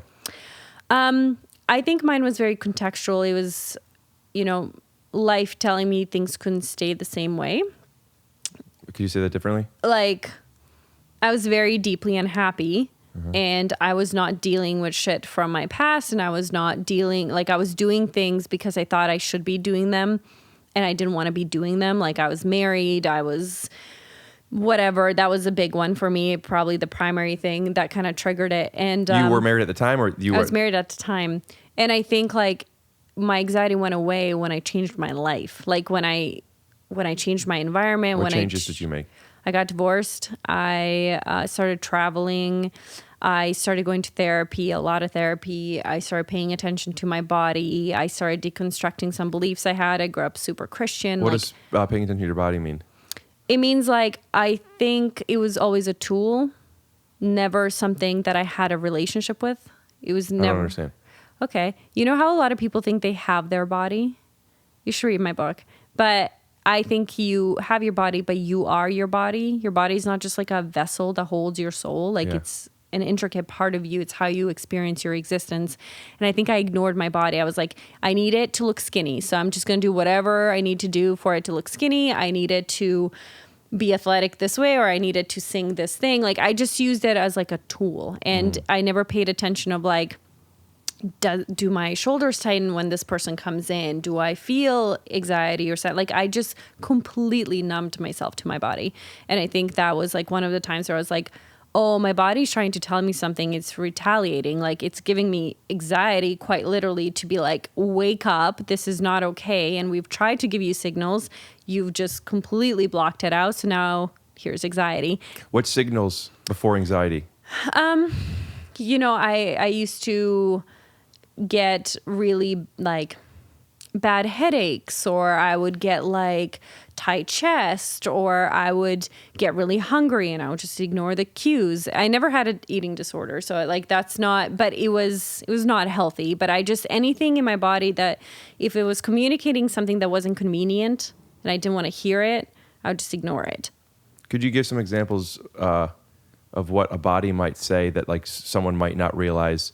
You said hungry, you said tight chest, headache. Sure. But like what else and what that mean? Like people might not realize that when their foot goes to sleep, obviously that's not what I'm talking about. The weird one I had, it was right before my big panic attack and I didn't know it was a symptom of like severe anxieties. My hands would tingle and kind of start to like go numb and I couldn't really move my fingers. That's a pretty extreme symptom. But I remember driving one time to see like an ex-boyfriend and A boyfriend. An He was a ex-boyfriend boyfriend at the time. No, he was an ex-boyfriend at the time. I haven't seen him in a really long time. I ended up being in the same town, and he's like, come over, let's see each other. We haven't seen each other forever. And I remember driving and my hands fully going numb and me being like, what the fuck is happening? And I just feel like I had no idea at that point that I was experiencing anxiety. Like, I didn't understand I had anxiety until I had a panic attack. And then looking back, I was like, oh, wow, I actually had a lot of anxiety. I just didn't know how to read the cues. So somebody's hands are tingling. They could check in. It might be many things. Chances are it's some form of Go anxiety. see a doctor. Like, I'm not saying Right. like chill out. It's anxiety. No, but like How do you check in with yourself? I'm anxious. What am I anxious about? Exactly. It's like, what is my body trying to communicate right now? Am I not feeling safe? Am I feeling overwhelmed? Okay, what am I about to do? Or what did I just do? What do I think the trigger can be? Okay, how do I make myself feel safe in this moment? What I would do is just push on. Like, it didn't really matter. I'd be like, I thought I was going to do this, so I'm going to do it. Now, with my awareness, I probably would have been like, you know what? I'm going to text this person, not meet up with them, instead of being like, I'm just going to do it anyways. If you seeing a patient and it's your first time, you don't know them that well. Yeah. Or at all. Yep. Yeah. More specifically, you don't know backstory. Like, you know a little bit. Like, I'm feeling really anxious about work. Yeah. Right. But like, is it really about work? And if so, what part about work? Is it about how you see work? Is it about what you're doing and what you're not doing? All these, like, what would you cue that person to how to focus in? Like, I know there will be people listening to this who are feeling anxious and don't know what questions to ask. Yeah. I have, I want to qualify when I've said it on my podcast before, but I've said that I find that answers are relatively easy and questions are difficult. Like, if you know what to ask, you could try and find an answer. Yeah. What do I ask? I don't know why I'm anxious. Well, what do you think? If that doesn't work, where do you focus in on? I think patterns can be really helpful. I think this is where self-awareness comes in, and it doesn't even just have to be questions. Questions are great, but that's a really broad question. Like, I have no idea. If you gave me a scenario, maybe I can narrow it down to a couple questions. But I think looking at patterns of like, I know even now I still sometimes get headaches when I'm working a lot, and I'm trying to figure out like, is this certain projects? And this is me just being like trying to, and maybe it's just the fact I'm sitting in front of my computer, but I think trying to see patterns of like, I generally feel sweaty palms or, like Marshall Mathers. Yeah, whatever. When, what? In 8 Mile, he talks about he's nervous palms and his palms are sweaty. Perfect. I apologize, but I take up space. Go on. I accept that. Thank you. Yeah, I tolerate that. So I just think, look at the patterns in your life. Are you anxious when you're talking about work or personal relationships? Is it when someone comes home? Is it when you're alone and it feels like there's so many thoughts coming at you and you don't know how to handle it? Like, what are the trigger points? Won't people say to you, I don't know?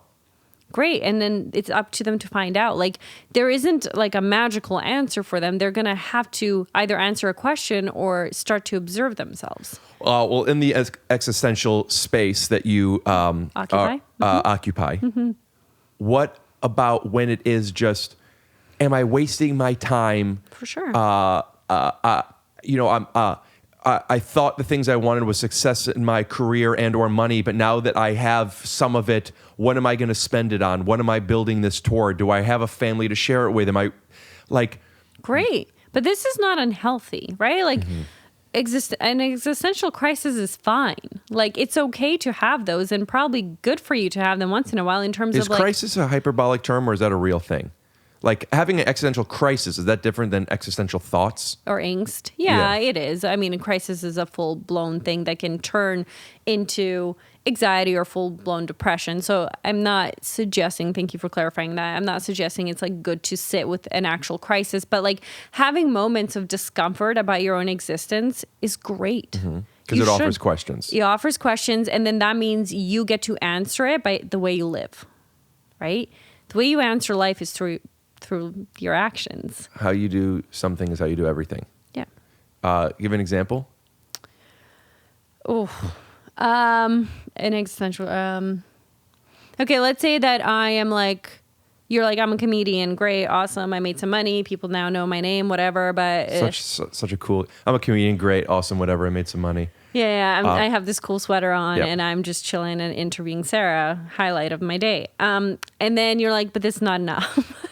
And you realize, like, I'm not sure I want to do this forever. I'm not sure that this is why I'm here. I'm not really sure that this means anything, right? So that would be questioning your own existence and purpose.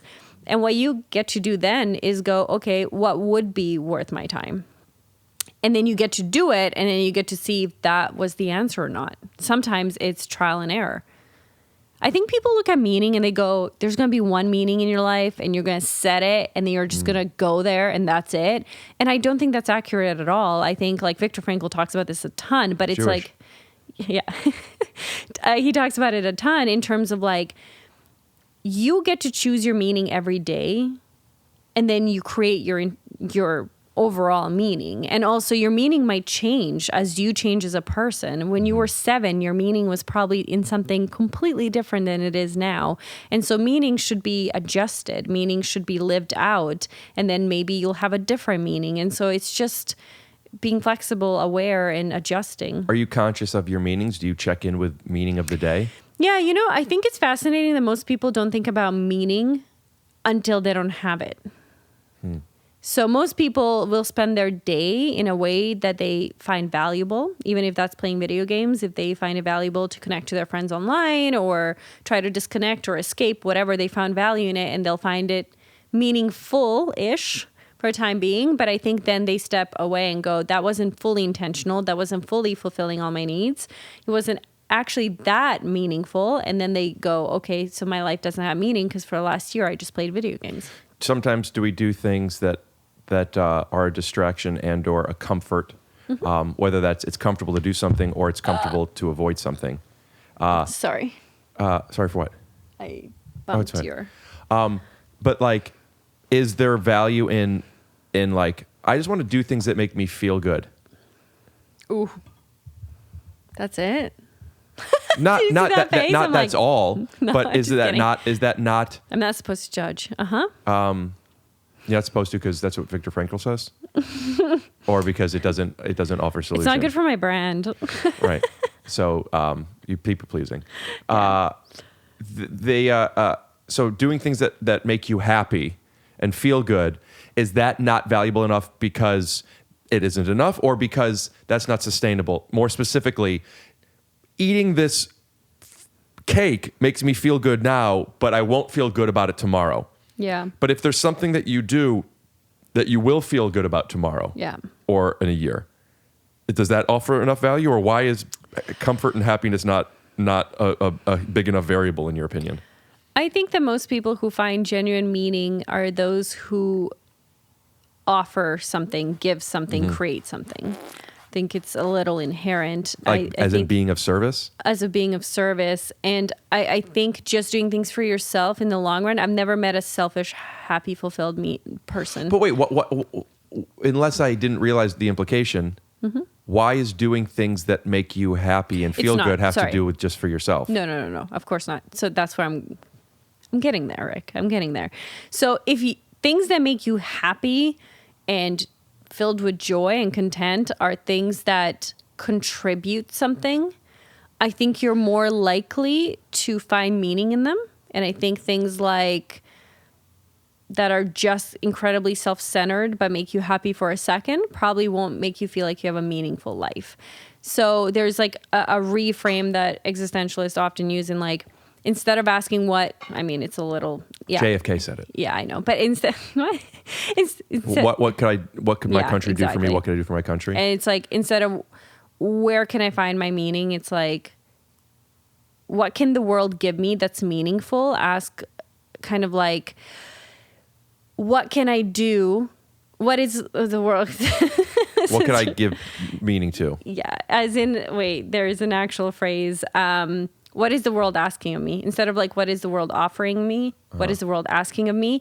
And then you answer the world through your actions. That's a pretty big responsibility. And Yeah, I mean, I butcher that, but that's like, no, that's, but what could I give the world? what is the world asking of me? But that's an intro. But then he goes, what is this moment asking of me? How could you possibly know that? How could you possibly not know that? What is the world asking of you right now? to show up as authentically as I can, to connect with you, to create something that might help someone. That's right now, or that's life? That's right now. When will it not be to show up authentically and to help people? I mean, never, but I see your point. Yeah. But in different contexts, like if I'm at the gym, fine. But at the forefront is not my authenticity because I'm not sharing content. Yeah. I'm not sharing about my life. Like at that, maybe the world is asking me to be healthy and take care of my body and connect to myself. I know that I want to laugh. I love to laugh. Yeah. An ex-girlfriend of mine said to me once when like I was feeling a little down and not leaving and stuff. She goes, and I have multiple friends that make me laugh, but for whatever reason, this time she said, you should go hang out with Lamorne more. Lamorne Morris is a friend of mine. He's been on my podcast a whole bunch. I get it. You're just name dropping the whole episode. She goes, all right, Mr. Frankel, I'm a doctor. I'm not friends with Frankel. Well, I'm friends with Lamorne. Okay. And she said, I want you to hang out with Lamorne. You should go hang out with Lamorne more. You're always laughing when you're with him. Mm-hmm. And I started calling him a little bit more. We didn't hang out. Like, I still accept that friendships are, a lot of it is based in convenience. Yeah. And if people are far away, but you could at least call and FaceTime and talk. You could just call or FaceTime. But that's where it added to my tool belt of what we opened up with about like self-soothing, like finding things that make me feel good. I think where we're having issues is like people think meaning is something that's objective and given or found. And I think meaning is just what you create. So I get to just choose that what makes this moment meaningful is such and such. And you go, how do you know that? Because I decided it was that. Do you know what I mean? It's not like there is this meaning and now I grasp it and awesome, I did it right. It's like, it's the absurdity of life. It's choosing what you think is meaningful in that moment and then creating it. How does that tie into what you said is the goal more than happiness, which is fulfillment? Creating your meaning and equals living it being out. Fulfilled, which means it is a choice. Everything's a choice. Yes, exactly. And I feel like that's a really, really, really like existential stance that not a lot of people would agree with, but I agree with it. And I think it's incredibly empowering in terms of like, I get to choose what life is asking of me and what I can contribute. I get to choose what I find meaningful. I get to choose if I do it. Now, if I choose something as meaningful and don't do it, that's when issues arise. But it's a lot of responsibility, but I think it's really cool. So people who want to be happy could then choose. I mean, saying I choose to be happy is no. But I have had there's a very specific moment that I had a few months ago that I remember. Like, I made the decision to be happy, and it worked for the night. Mm-hmm. And I say the night meaning like it also realized, oh, this is possible. Yeah. And what that was less about fulfillment and more about the thing that was making me sad felt bigger than it was. And me being able to choose to, like, though, like when you see like that, there's a clip from, I don't remember what it's from, but it's Carl Sagan talking about how small Earth really is. Yeah. And then, here and then you zoom out and it's far away, and that dot, every person you've ever loved, ever heard of, every king and queen and emperor and war and invention, it all happened on that dot. So like you could choose to like zoom out, which I guess is in a way existentialism. Mm-hmm.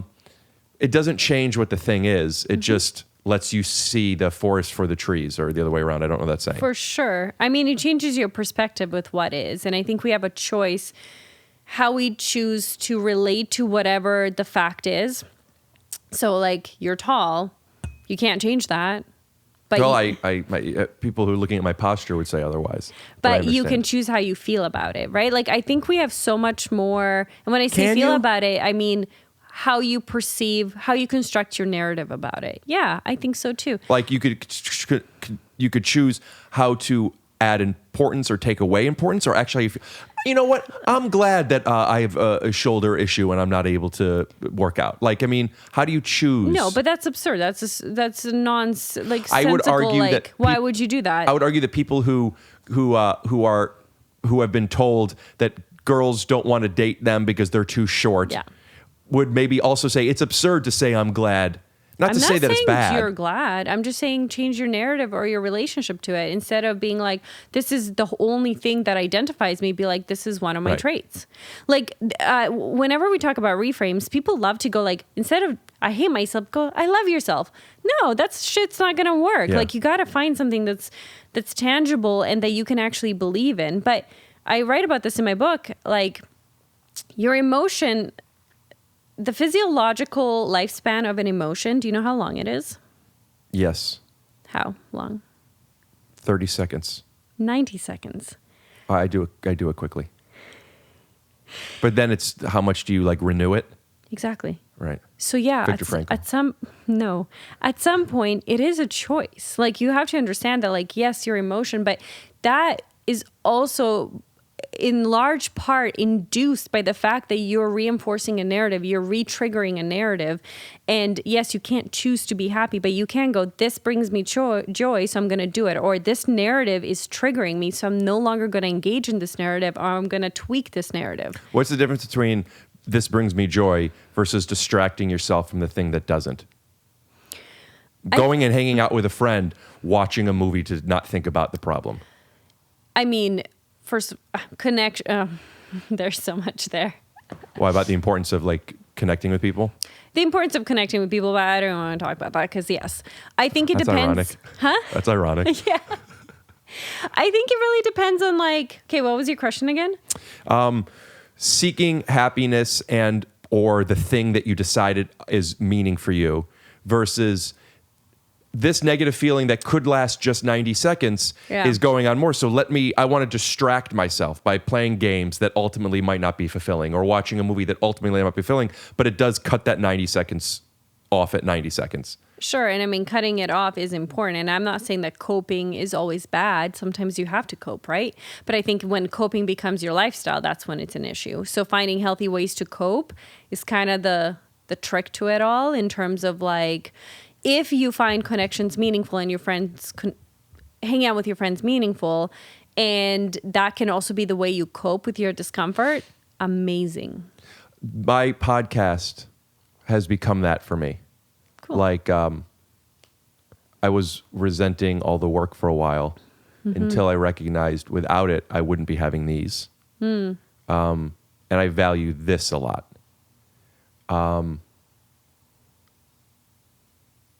Are you happy? Yeah. How long have you been happy? I mean, we're not talking about an elevated state of joy, but I think I've been happy for, I would say, like 9 months. Like, no. I mean, I have sections of it, but I was going to be like years, and I was like, that's not true. Last fall, I had a bit of a rough time. Personally or professionally? Personally. And nothing happened. I just like spiraled into an existential abyss. Is abyss more than crisis? Yeah. And I was like, what is the point? And I just, it's that phase of just kind of reevaluating everything and feeling really down and just sitting with it. But I think those phases don't scare me anymore because I find them really helpful. Because they offer information. They offer so much information, and they're not there to harm me. They're there to inform me that something like isn't... your tingly fingers. Like my tingly fingers. And so I had like... That's great. I almost want to have merch where I'm feeling emotional now, or my eyes are watering. But that's a great reminder that, like, it's information. It's information. Like, it's good that you feel this way, because if you did, it's like when you stub your toe and it hurts, and you're like, fuck, why does it have to hurt? But like, because otherwise you would keep doing it. Yeah, it keeps you safe. Yeah. And I think it also makes me feel alive sometimes, and this is something people don't talk about. Like, sometimes pain is a way to connect to yourself. And sometimes people don't know other ways to connect to themselves, so they enter all these really painful circumstances, but it's actually as a way to connect back and to feel something very viscerally. Yeah. And they're not aware they're doing it. But I think I tried to, my therapist, like many years ago, she said, like, you're going to have a really hard time in life until you see beauty in pain. And I remember being like, okay. Poetic, Fuck you. Yeah. Like, that's literally art, right? That's literally art, but it was just kind of like, okay. And I remember the first time, like, I remember exactly where I was. It was like morning, and I remember crying, and I was so upset. This was like years ago. And then I remember being like, what a beautiful moment. Like, what a moment of connection with myself. What a moment of honesty. What a moment of like pure information. And I'm not saying everyone needs to feel that way, but I had that one moment that completely restructured kind of how I saw pain. And I think as long as you're scared of going into those dark spaces, it's going to be less pleasant for you, and you're not going to get as much out of it. And I think I'm learning to kind of surrender when that phase comes. What was the thing that happened? When? Where you recognize, you saw the beauty in pain? I don't want to talk about it. Okay. Yeah. Will you make up an example that, like what you did in your book where you changed names and you changed like dates and even... Okay, this was about a goodbye with someone, and I realized that no matter how hard I tried, this relationship would never happen again, and this connection that will never be restored. And I think I was so devastated.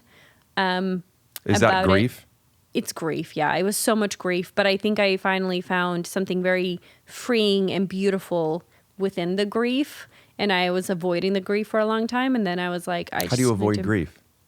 Escapism. I don't know. Right. I was like, it's going to happen. It's going to be fine. It's going to work out, or I'm not going to think about it. I'm going to focus on what other is that? people. That's the cycles. That's denial. Yeah. And and compromise, right? Is it compromise? Not one of them. What is it? It's like compromise. It's there's bargaining, denial. Bargaining is what I'm thinking of. Bargaining. So without being too specific with you, but for people to connect with it, like going through a breakup or a family member leaving or something, could you give any specificity in like, wow, this is beautiful that I get to experience this? Is that what that is?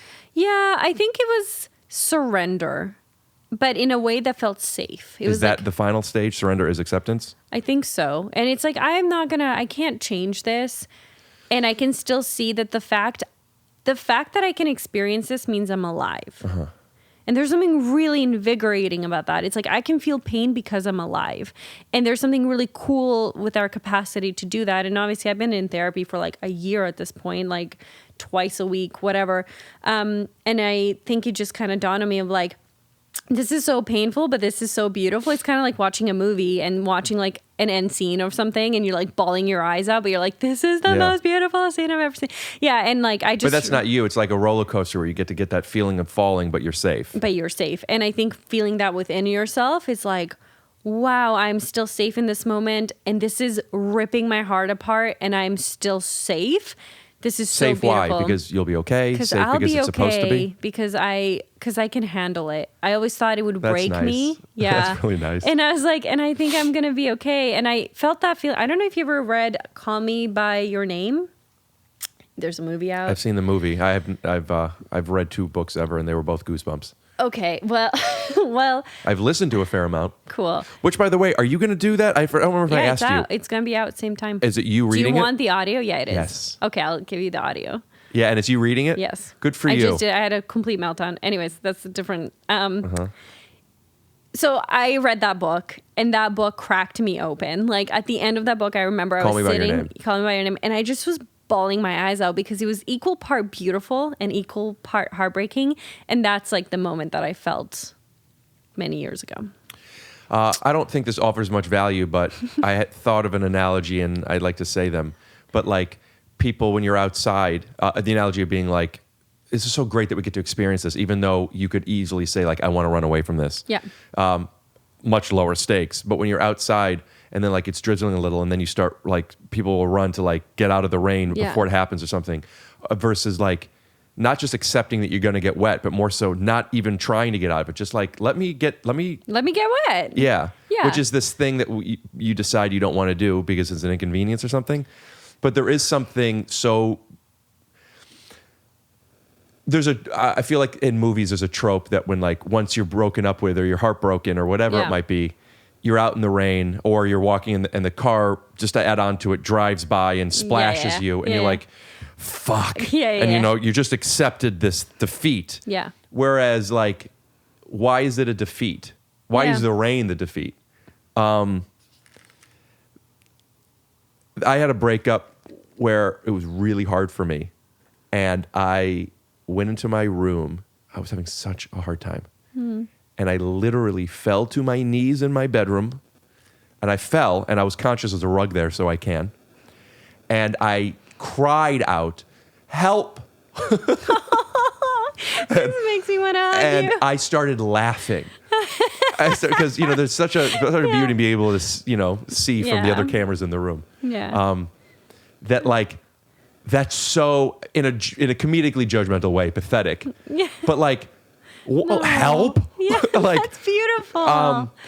but that to me was just like enjoying the rain in that moment, Yeah. being able to laugh at that thing. For sure. And again, I'm not talking about people who are going through horrible things to be like, enjoy it, write Right. it out, feel it all. Like, no, but I'm talking about the fact that life is not perfect. There are going to be moments. Sometimes we can't handle or enjoy or accept or even face the full grief or the full pain because it would be too much. And I so respect that. I'm not saying enjoy it, but if there are moments where you can still find connection to yourself or beauty through it, use it. Like, people always talk about using it as a lesson, but we can use it in so many other ways. But yeah, I'm still thinking about you. Yeah. I'd be so curious, and I know it's not going to happen because of our friendship. Yeah. But like, I would love to talk. I would love to have somebody like you as my therapist. Oh, that's the nicest thing. He just wants to make me cry, so that's cool. Who are you talking Keep to? going. Oh. There's what I'm connecting with in addition to you, the existentialism of like, there isn't what you should or shouldn't do versus just like, I mean, this is maybe dark, but just like, you just gotta not you got to or you get to just go through. Yeah. How would you explain existentialism to somebody who doesn't know what it is? Because I do now. I think I know I've looked it up many times. Every time you talk to me, you're like, what does she do? Well, I remember just from years ago. Just you hear existential and you hear existential crisis, Yeah. and like, what does that mean? Yeah. How do you define that more specifically in the work that you do, as opposed to it just exists? Yeah. I mean, existentialism is just about grappling with existence. That's what it is. But That's without, not so negative. yeah, but in a way that's very liberating in terms of like, there aren't definitive ways to do it. Like, you're just going to have to figure it out. And there's something really fun and liberating and hard about it. And yeah, it's not upbeat. Like, it's not, I think there's so many theories out there, specifically within psychology, like positive psychology, it's like, find whatever. And this is not it. This is like, it's going to be messy. It's going to be real hard. How are you going to handle it? How are you going to enjoy it? How are you going to choose to live it? How are you going to choose to use your time that you have left? That's what it is. And I find, look at me smiling. I find that so encouraging. Many do not. But I think when you're working with someone in a therapeutic setting, it's about showing them the power and the choice and the responsibility that they have. You did a post recently about like not Oh, he reads my posts. Thanks. not also coming back in 1 second. Like, I mean, I've told you this, but I've followed your account for a while before we became friends. I That's think true. your account is incredible. Oh, thank you. And I am looking forward to listening to the whole book Oh my God. It was so hard. Okay. about not assuming you'll have time, and not necessarily in a dark way like you're going to run out of time, but just like which also perhaps Okay, Rick. what? No, yeah. Well, I mean, I do you know the post I'm talking about? No. You were saying, Oh, not don't assuming assume you have have- time to do the things you want to do, Yes. as opposed to like do it right sorry, now. yeah. Tell the person, Yeah. leave, go, chase, For figure sure. out. And today I even posted like, live your life in a way that if you had a second chance, you'd do it all over again. Like, Have you seen About Time? no. I think I'm saying the movie right. Domhnall Gleeson I didn't know and we were Rachel, allowed to text Rachel while we McAdams. were trying to talk to each other. You think I'm texting in order right now? No, I can't. About Time movie. I'm joking. I can totally. That's what it is. Yeah, I can visualize it. I've seen it on Netflix a million times. Watch it. Okay. You've never seen it. You just I've seen never the seen it. Should I I do don't- a commentary while I'm watching it? I want to, and I think I'd only do this like for Patreon because I can't throw it up on YouTube, but Okay. I very much want to be doing with my friends where we watch movies and comment during it. I And was that would just talking to my manager about this. I really want to do this as like a thing. Well, same, and go ahead and first to market. But God. I don't think this is a spoiler, but Yeah. in case you're somebody like me who's sensitive to this stuff, I guess skip around. We'll put up a red bar, and once I'm done saying it, it'll go away, so you could just fast forward past it. But there was something in that movie. Can I tell you? Yeah. There's something in that movie that I don't want to give like a plot point away. That was like that, where I'm gonna. Can I say? Just tell me. Okay. I'll watch it. Basically, this ability. I am spoiling here. You're okay with this? Yeah, I'm okay with that. To like, in a way, time travel, but like relive the day. And for a very long time, and he would do the day and then relive it to make it better. And I don't remember exactly what it was. But like he stopped doing it because he would do it exactly the same every time. Or it's not exactly that, but it was something just like, even if you had the opportunity, like in Groundhog's Day, you've seen it. Yeah. You could redo the day to manufacture what you think is a perfect outcome, as opposed to just if you're present and you're there and this is what you're Totally. supposed to be doing. It's one of the most beautiful movies I've ever seen. I think I Okay. might want to watch it again today. Okay, now I'm gonna go watch it. And I But mean, but please go back to you saying that like living life. What was the point that you said? Living life as if you would do it all over again. You would. yeah, and that's not to say like you should do things exactly the same, but it's saying like take that much responsibility and that much intention and that much like just be so present in it that you're doing it the best way, not the best way in the right way, but like in the way you want to, that if someone gave you a chance of like, do you want to just relive this one day or your life again exactly the same way? You might say no, but it wouldn't be because like it wasn't a life well lived. And I think there's something really encouraging about like you don't have that much time and you also should use your time very wisely.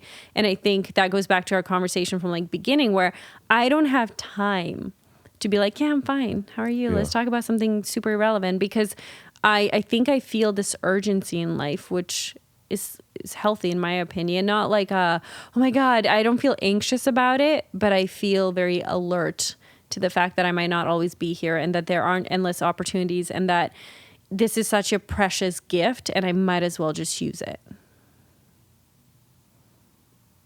I don't want to wake up 10 years from now being like, what the fuck did I do in the last 10 years of my life? Yeah. That's probably a big cause of anxiety for a lot of people. Yeah. But that's a daily choice, right? That's not I'm going to decide. So in 10 years, I have this goal. No, it's like, I'm going to live my life so I can look back and be like, wow, maybe I didn't get that raise or get that job. But like, I had the best laughs and I hung out with the people I loved. Or, you know, I found someone that I had great sex with. Or it doesn't matter what it Nice. is. But yeah. But I think it's just like finding that thing that you can look back on and not regret. It's like when you're 80, would you be like, why did I live my day like that? Yeah. That doesn't mean we don't make mistakes and adjust, but It's a little tangent. You know what I'm saying? tangential? No, I can't say it. Yeah. Tangent. Whatever Yes, the derivative of tangent yes, I is. knew. Yeah. Tangential. No. Please be tangential with me. I'm glad I'm not the only ones that can't pronounce words. Yeah. Okay. There is a line in The American Office that I just rewatched the whole thing. yeah, I love that I've done it show. numerous times. That Ed Helms says, or Helms' character,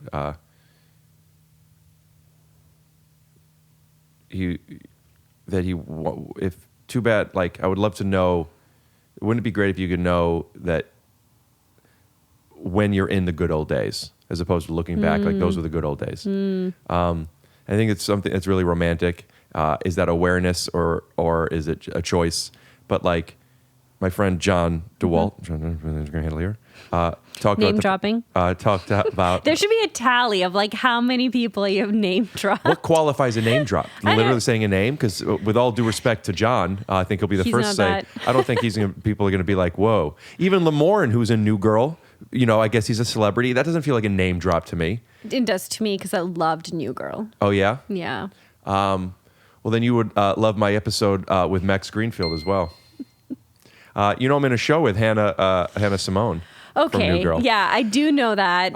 Thanks. Anyway. I know you're cooler than I am, but My friend John said something about like these are the good old days. Like, yeah.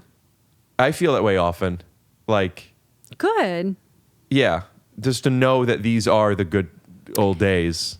I think Sometimes, at least. sometimes, you know that feeling when you had like the best sleep and you're about to open your eyes and you get that the consciousness is just going to flood in, but you like want to savor that like mid dreamy I understand. state. Like I love that feeling.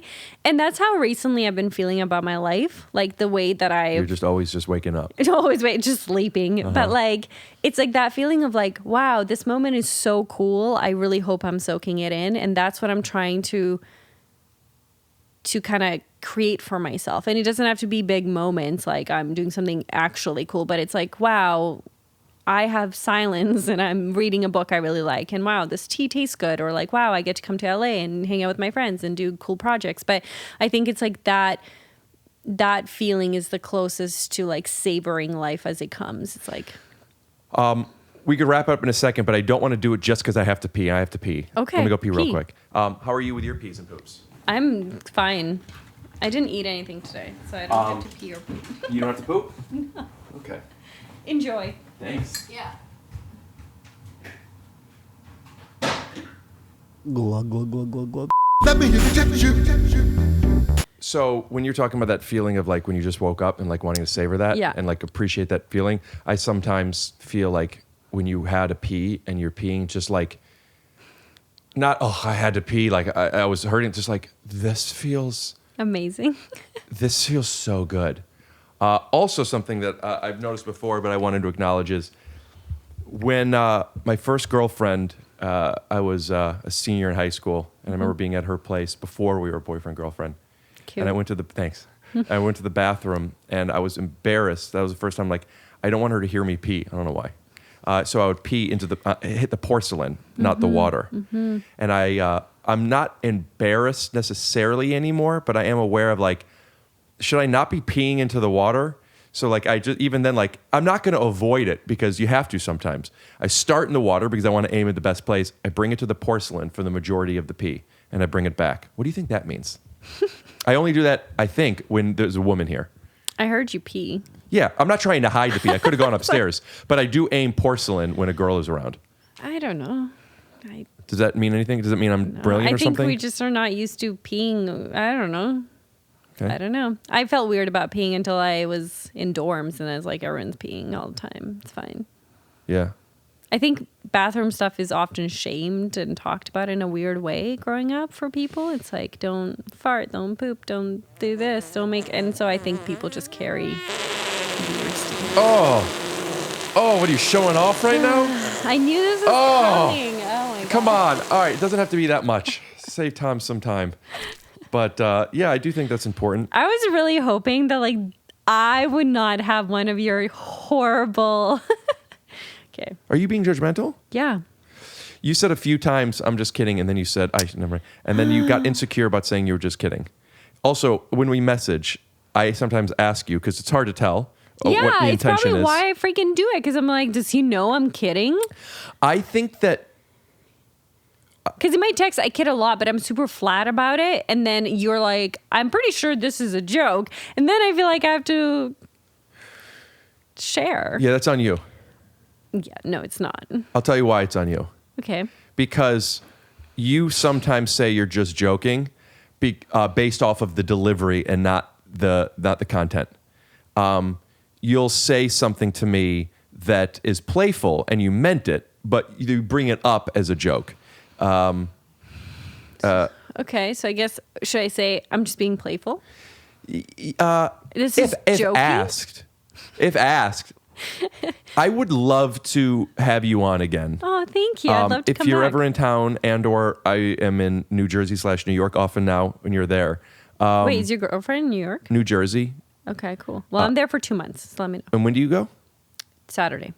Yeah, I will be there when you're there. What? I'm doing a show. I guess here's a little promo. Union Hall, Brooklyn, September 29th. Come on out. Headlining show. I may try to come. But also I'll be there before and or after Cool. doing podcasts and stuff. the date the book comes out, I'm trying to have this come September out. 19. Oh, September 19. Then I thought this would come out the week it did. It's going to come out, I think, the week after. That's also great. They loved it. Potentially 2 weeks after, but That's I think fine, it's too. the week after. Yeah. Put a link in the description.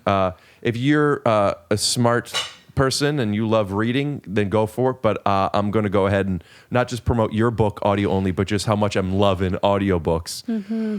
It's game changer. Game changer. And I think it's ridiculous Mm-hmm. when the author, especially if it's like Partially autobiographical, doesn't narrate it. I know, I do too. I mean, I had the choice not to, and I was like, yeah, no, I'll do it. Do you watch, and just like that, the Sex and the City reboot? No. Carrie wrote a book, and there's a scene or scenes where she's reading through a hard Don't ruin moment. it. Not a plot point. I'm And the way you are with about, I know my God. you are. Oh my God. And that's not a blanketed statement. I know when you're joking. Okay. And if I don't, I'll ask. It just became a thing now. Like, saying that just with like. me? Yes. Really? Yes. Okay. Then I'm responsible as well. Ask a friend. You can meet a friend of mine in New York, and we can just just ask. Does Sarah say, just kidding? Okay. But in it, she's having a hard time going over her book because it's an emotional thing. You said you were having a really hard time Yes. reading it. Is it because you were reliving? Yes. Did you have a hard time writing it as well? Not as, like, I would get a bit triggered, and I noticed it wasn't a pleasant thing to write about. This was more like my childhood experiences of war and stuff. And I did not think it would trigger me to the same extent, but I think obviously the pressure of reading is there and people watching you is there. But I think reading those words out loud was like, it was complete melt. Like, it took us an hour to get through like one page. I would just like cry, and then I would like read a line, and then I would cry, and then read a line. And they were so sweet. They were like, take your time, we're not in a rush, whatever you need. And I would just like go in and out, and it took like a really long time to get through like a page and a half. So if you were acting this, if this was a script and you were acting these things and you were getting emotional, you would use that. Yeah.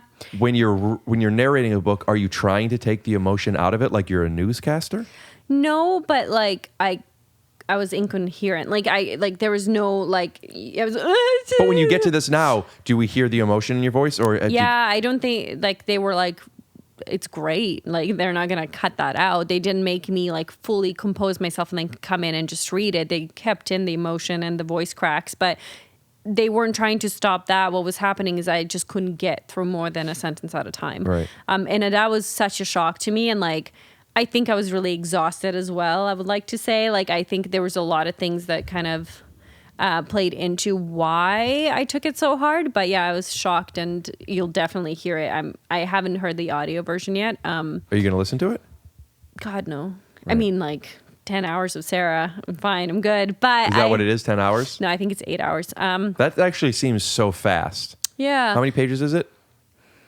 300? 260 something. And that's your hourly rate. Bleep it. And I feel like it would take me a month to read a book when it's really 8 hours if you could just listen. When I read also, I'll have to go back and read it again and read it again. But And you'll hear it. I'm sure. Yeah. I only want to listen to that one chapter where I was crying. I think that's what I'm curious about. And I just don't know if I could sit there and listen to my whole book. It seems very self-indulgent, but I would like to listen to that. Do you watch your own shows? Are you So with the podcast, I used to watch everything many times in different ways because I was editing it. Yeah. And I think I learned a lot from that. And I think it would, and I don't do it as much anymore. Sometimes I still look over stuff because there's notes and back and forth with my editor. But you know what? Back and forth with my friend who edits as well. But I think it would behoove me to watch more. I find it very difficult.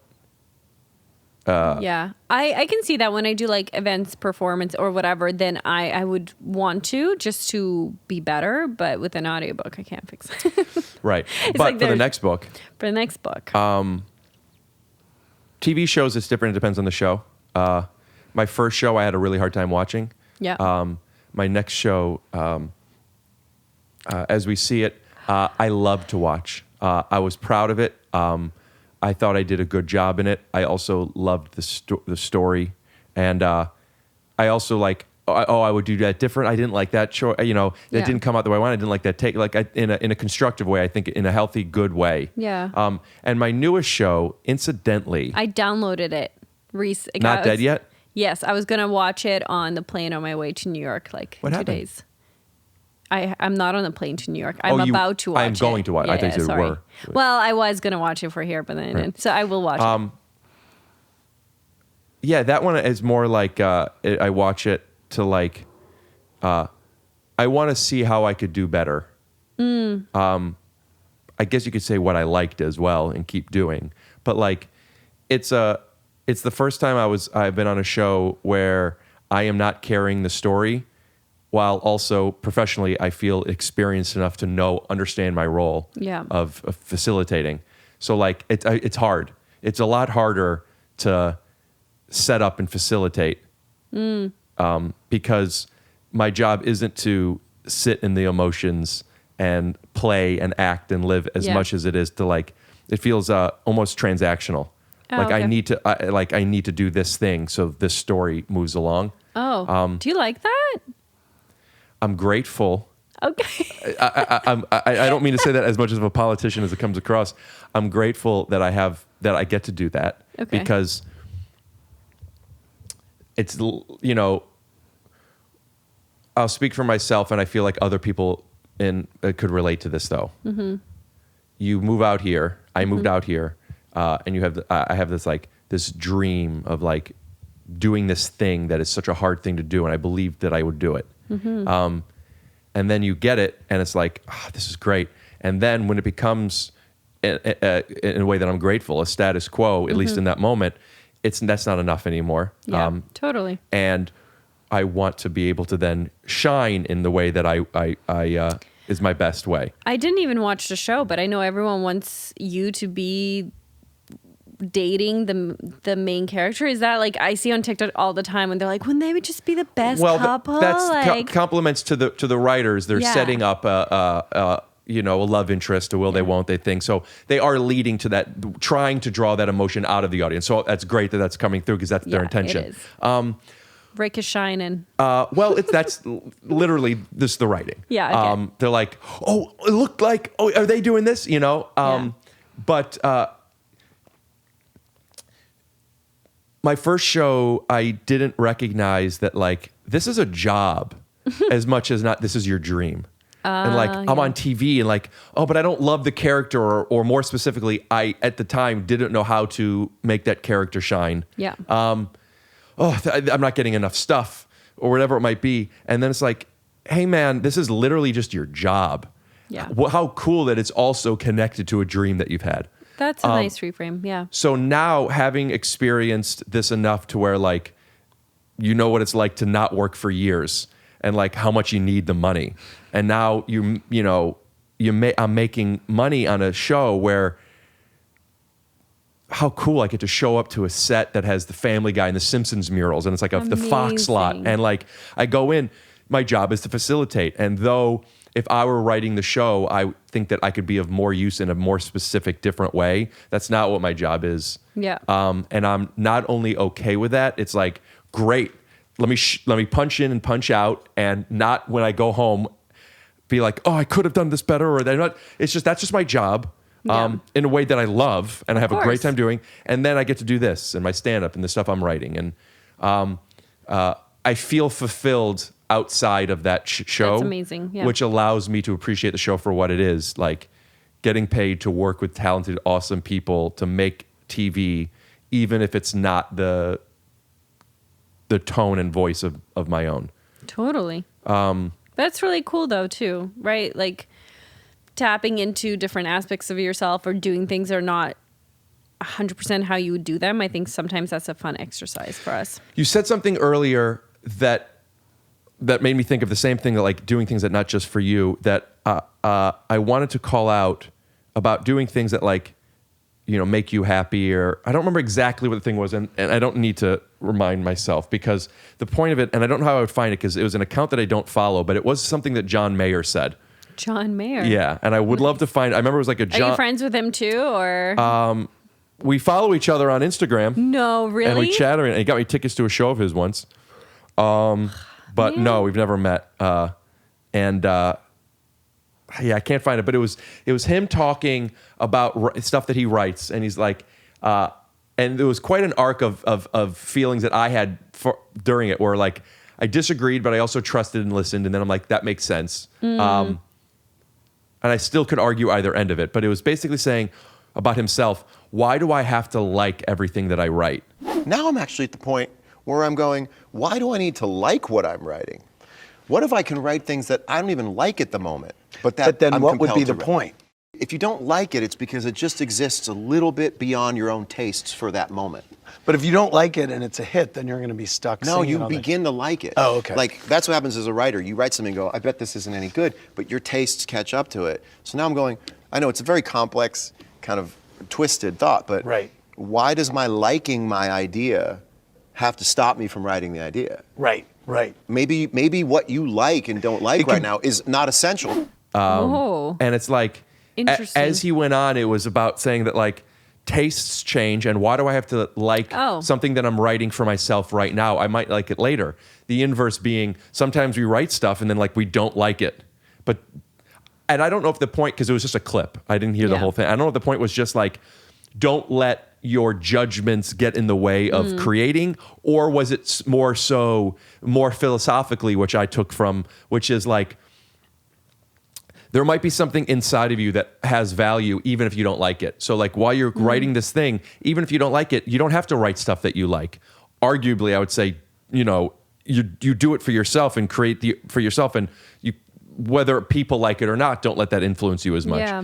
But it was like, he was saying that he sometimes writes stuff that he doesn't like and he keeps doing it. Maybe he'll like it later, maybe he won't. But I just thought that was such an interesting perspective that like, an interesting exercise to like write something that you don't like. I wonder where that comes from. I don't like, think the intention is to write something you don't like as much as you're writing something, and as you're writing it, I don't like this. Oh yeah, And I've that been there. being okay, and maybe Yeah. even continuing to finish this thing you don't like. I think sometimes that happens in like, I like this concept. I don't like how I'm presenting this concept, but I know that this presentation is going to be the most helpful, so I'm going to do it anyways. There are moments where you do that because it's as much as it is for you. If you're in the advocacy space, it's like, I need this to make sense and to be helpful. And if the quirky way I'm thinking about it and the really confusing, obscure way of how I would like to write it, because I think it's poetic and fun, is not going to be helpful for anyone, then I do have to maybe write it in a way that I don't deem as interesting. It's really hard with art to even consider something that's so variable, which is, does this offer anything to anybody? Oof. Because, from a selfish standpoint, we do it to express ourselves, Yeah. which in a way is to be seen. Whether or not we are is irrelevant. For sure. The other version is in the advocacy space, like, storytelling, for example. During the pandemic, I started to have a new appreciation for television. How much it helped, the panic attacks and the anxiety and the needing to distract myself that I don't know. Was that recent? It was COVID during Yeah, lockdown. during COVID, yeah. What was that reason? My Sorry, realization anxiety. of this? No. I had anxiety. I never got panic. No, I take that back. I got the first panic attack I remember happening was January of 2020. So before all Okay. that, and it was not COVID related, but it unlocked that this is the thing in me. And then COVID happened and my OCD, Yeah. blah, blah, blah, blah, blah. Yeah. But like what TV did for me and like being able to, what having Ozark did. Yeah. And like, so there is an example of creating art at least with the awareness of that this offers something to other people. But that's a responsibility and something that you could have the most talented people come together doing something that they've done before and it's still not it's so hard to make good stuff. It's so hard to go. Yeah. But I think art is so powerful, and I think the entertainment industry has so much potential to do such good. Like, I think about COVID and the fact that most people coped and survived the pandemic just by immersing themselves in the world that others have created. And that's so powerful. Like, that's amazing being a part of that. I still romanticize because I'm not a part of it, but I'm like, oh, should I write? Should I do some scripts? Like, I always kind of play with the idea because I'm like, the impact that the entertainment industry can make and could make if they chose to make it in a certain way, it would be unimaginable. Yeah, it's interesting and to look at the entertainment industry, and perhaps it's accurate. And I don't know much about it, obviously. I'm not in it like you are. But just to see it as like the head of a multi-armed beast, as if like the industry could do better, like the book industry could do better, but it's the author. Course. It's not the industry. For sure. And that's maybe I'm wrong. Well, it also depends who they're paying to write the books, who they're investing in, what kind of genres are being promoted. But we're in such a world of like creators and being able to make your own stuff. I've gotten the most lovely messages and comments about my podcast of people thanking me, and whether it be a distraction or things that they've learned, et cetera. Yeah. And I'm sure every podcast person gets people who feel that way. Yeah. But just for my own speaking, like I did this originally to have a creative outlet. Yeah. And I feel like, I want to make funny stuff. Then is this funny episode? this isn't the funniest episode, but it's one of the ones where I knew from the beginning, and it carried through that like I want to keep doing this. I want to do more with you. Okay. Then it got to a point where like, I'm building something and I want to see it grow. Then it got to the point where like I was saying, I was like a bit resentful of it. And then it got to the point of like, I want to have an excuse, and my peers and friends have an excuse for us to like, you want to get a coffee? Maybe. You want a podcast? Sure. My buddy Adam Ray, who's now one of my best friends, all from podcasting. We were friends, but now it's like he messaged me the other day and he's like, you want a podcast? Which is like you want to go bowling. Yeah. Here's just a thing. So it's an interesting thing where we have this thing where I want this with you. Yeah. But also, who's it for? Is it for me? Yes. Is it for them? I mean, I could turn the cameras off. Yeah. Otherwise, clearly it's for them. So I do think there's a nice equilibrium in that, where it's like I'm aware that it's for these people, but I'm doing it for me. I absolutely love that. And I mean, when I'm talking about the entertainment industry, I'm not talking about it as like this mythical beast that is like the head of, it's more like anyone Hear who's, that Bob Iger? Sorry. anyone who's in it, even let's say content creators, because that's something I'm actually a part of, is like, we all could take the responsibility of like the impact we can make is so significant if we just chose to. And I think it's same with like creating any sort of art, having any sort of, I don't know, say about life. Like you can create more impact than you think. That was What really just happened eloquent. to you? I just like, You I was tired? like, yeah. I was like, okay, that just, yeah. I have a question that I hope you feel safe in answering authentically. Yes. Either way, we're wrapping up. Yeah. But how much of what just happened was you're done here? No, I just think I was like, actually, I'm not really sure it's a point worth making or what I'm trying to say. You were So I was judging what like, you were saying? Yeah. And that the value of that allows you to self-censor for efficiency? Yeah. Because I'm like, I don't think this is going to be a meaningful thought. So I'm just going to waste his time, my time, and I don't enjoy saying it. So I'm going to stop saying it. I asked my girlfriend a question once, and a question about her business, like her thing. She was telling me a story, and Yeah. I shined a magnifying glass on something that was, not that it wasn't my place, but like it's her story. Yeah. And she goes, that doesn't matter. Meaning to her, it doesn't matter. Yeah. And I wanted to know. So, I mean, it's so small stakes. I didn't feel like my feelings don't matter. Yeah. It wasn't like that. But I do love to communicate. Yeah. And I said, if you don't want to talk about this, I understand. But if it's because you think it doesn't matter, I want you to know that I genuinely am interested and would like to hear. Yeah. I could imagine if I didn't say that, Yeah. I could feel like she's telling me what I am curious about is irrelevant. It's irrelevant. Yeah. Which her reality is, her more so what you were just doing, like, I don't want to be boring or waste time Yeah. with something. And I just think without communication, those two things could build such an inaccurate narrative that neither one of the other one knows. Exactly. I'm so glad you asked, because it could have come off. I was like, okay, I'm so done talking to That's you. what I Yeah. was, and I knew I can't know. I have to ask. No, and I'm so glad you asked. I didn't even think about that in the moment. That's, I guess, the danger of it, where it's like, no, I was just like, what am I even saying? I can't even be bothered with it because I just don't think it's a completed thought. So with that, Yeah. there are so many things, and I've gotten better at one, recognizing that I don't know and it doesn't matter. Yeah. And or letting it go because I won't care in a minute. Yeah. But like, I have been exhausted and will continue to get exhausted sometimes of just, why'd you say that? What does that mean? What is this? I love when you do that. I think it's so interesting. Where does me becoming an overcommunicator exhaust the other person? Is that based on my communication or is that based on their tolerance? Both, probably. I'm sure there's a limit of like some things just are, take them at face value. But I also think it's their ability to find that interesting. So I find it interesting. I like it because maybe I didn't even think about why I trailed off. I just did, right? And I was like, okay, I'm done. And I didn't even go through the process of like, why did I do that? Why did I, until you asked me. So for me, as much as it's for you to understand me, I actually love it because I get to understand myself through you, through your questions. And so I'm always like, what a fun opportunity. Okay, let me reflect on myself. I love it too. I love when people ask why. But not everyone's like that. So I have to No. respect that because I would just be like, why? Why'd you do that? Why did And I like, I think we're similar that way where we enjoy it. But I also, not everyone's like that. There's direction I would give to somebody who asks why. Yeah.